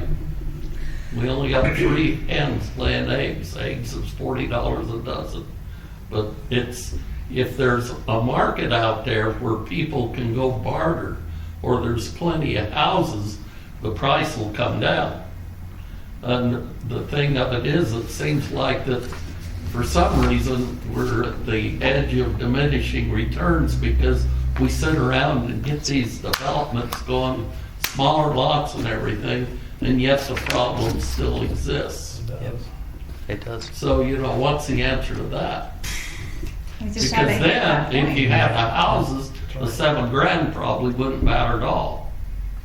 Well, if we all made $100,000 more a year, it'd be. Well, I think the governor should make a Well, that's Standing ovation. It doesn't work that way. How do we make that We work? got 2 families both working $120,000. That's the market. It really takes both people making $100,000 each to make this thing work. That's for a big house. Well, that's for a third acre, that's for a house on the Your third acre lot. starters, the start 60 and 60. So here, I'll add another thing to it. You're for keeping it the same for everybody. Yes. Cammie, Yes. I am. Bren, Keeping the same? Jed, where are you at now? If you're gonna add $7,500 for a park fee, there's gotta be some give and take in there where the county guys come from, and I'm one of them. Okay. I want to add a little. Wayne, sorry, I'm getting a vote for each other. You're good, please do. Well, I'm outvoted, but I think there should be some breaks along the line. For certain groups? Yeah. Okay, so. But you got, I mean, to your point on. Hey, we voted. It's a level. We gave Charlie 10 minutes and now you're giving him more time. This isn't me now. level haven't of said anything service in for 10 those minutes. parts weren't needed I tried calling the question. at that time. It's all of this growth coming in kind of to the point over here. That growth is what's changing the level of service where they're needed. Yeah, your grandkids don't need it right now because they've got all that open space right now. The My neighbors. will, in 5 years, they'll need it. Right. And that's why they'll need it, because the new people coming in are creating that issue. Right? So the only exception I would take to Sarah's explanation is that if the property is deed restricted, the value, the sell value, the sellability of it is lowered. And so if we say you don't have to do these things as long as there's that deed restriction, we know that it's going to go for a lower price. That doesn't mean it's the right thing. I just wanted to make sure There's that just not enough there. to forever. Sorry. I don't know that that's true. I'm with her on the market. Even if it's deed restricted, I don't know that anything's going to sell for less. I'm curious to see what attainable pricing ends up being at Nelson Homes Me too. project. So Because everyone says it's attainable, affordable, but when it comes back and I'm curious to see what that price ends up being. If it's deed restricted for moderate income, it has to be cheaper. That's just by nature So is of that moderate income. $10,000 cheaper? I'm really curious. No, to see so what I think I gave you guys the wrong numbers a couple of months ago. I saw somebody put together median household income for Weber County, and they messed up. They put together the average, not the median. Mm-hmm. The median for Weber County is high 80s or so a year. 80% of that, so you're still down in the 60,000s or so. One worker or two. That's just per household. Just generally speaking per household. And so Is that per household then? Mhm. 80 grand? Mm-hmm. So we're talking about a $240,000 home. Yeah. If it's deed restricted for moderate income, it's a $240,000 for sale home. Now, if it's deed restricted Now, if for they're both working, they can go 4 or 5. Mhm. If it's deed restricted for 1,000 square feet or less, then it's going to be market based. But at the very least, there is a smaller home that will go for a smaller amount because it is market based. So I'm not saying it's the right thing or the wrong thing. I'm just saying it's an option. It's a thought. It is something we do in the form-based code. One last thought, and maybe we talk about this next time. Definitely talk about it next time. Is maybe we just say, how about 10% bonus or 5% bonus density if the extra 5% is for moderate income or 1,000 square feet or less? Would you guys be more receptive back to that? into the bonus density game? That's horror stories of cluster. And what if we don't call it a bonus? No. The cluster subdivision. In the beginning and end. We're still going to do 3 more of them. That was great. Affordable housing is based on the idea that 80, we're talking about 80, the price of a home where 80% of the people can afford. Basically. And so we're saying we're going to reserve 10% of the homes for 80% of the population needing this? Sorry, I'm going going back. 80% of the median. 80% of the median, yeah. So, and the median is essentially 50%. It's dead center. So it's about half the people would need to. A little less than half. So we're reserving 5 to 10% of the homes for half the population needing them. Of Weber County. And so when we're increasing that, so the other homes are going to be subsidizing that. So we're going to have 40% of the people that can't afford the homes paying more for their home to subsidize the 10% that get the special deal. Yeah, because there's only 10% of the homes that are available. Yes. Because there's only, we're only building a small percentage of homes that will actually meet a greater need. And so that's why I say, let's try and let's try and just raise it all, lower it all, because if there was only 10% of the people that couldn't afford their homes, I'd say let's do it. Yeah. But we're not in that situation. So you're saying because we can't make a dent, it's probably not worth trying. Let's help everyone instead of the one small portion. Gotcha. Okay. So I have a question, sorry okay to keep us going, that might put some of this into perspective that was brought up to me by some citizens, and I'm not sure if it's true. They claim that we were bamboozled by JDC, basically, on those attainable houses. They said if you look at the price per square foot, they're not even, it didn't drop the price. It's actually way more per square The only foot way than a they're bigger going to get house. the break is from the state financing. So that's where it comes into play. Because that's why I'm like, well, there's when I do still the numbers, they're right, because it's $200 a square foot for a house that's 4,000 square feet. There's no But for magic those, there. you're looking at $400 a square foot or something, right? Almost double. Well, so we were saying for 400,000 per year was the cap on that. They're selling things in there in the 330s, 340s. Okay. Did you say 320? I thought that was the. 320 was the one. Yeah. That they told us. advertised, Yeah, I right?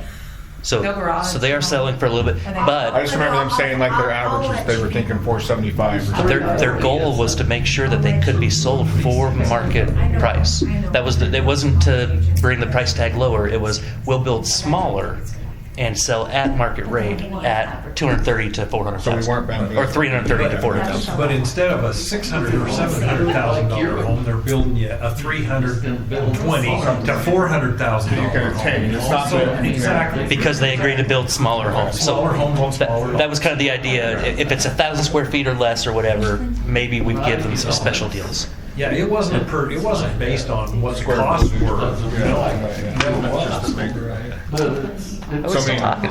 Boy, Charlie, when we're running this $7,500, I still think it should be decreased because you put $7,500 on top of a house, they still gotta qualify more, and that's gonna take out a big portion of your market. Yeah, I agree. You can actually afford a home. Yeah, and that'll definitely change the developer's desire to do it because he might not meet his margins. Their houses right now are not affordable anyway without inadvertently putting a $7,500 fee on there. Yeah. Okay, so I got kind of an answer on that one, so You I'll got stick with it. majority vote. Majority vote? No changes? Okay. We'll make that happen. I'm going to talk to the county commissioners about this on Monday. You guys don't have to take any formal action. I just wanted to make sure you guys had your voice in this. County commissioners will tell us ultimately what to do, but I think they're probably of a very similar mind frame of where you guys are. They Make might them listen to this recording.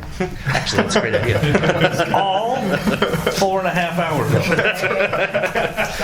I'm not going to make, but I will send it to them. We were good. That was Brand Edwards that made that comment. Yeah. Do your damn research. Quit making. We're doing it for. Are you done, Brad? You want me to stop or do you want to keep going? Okay.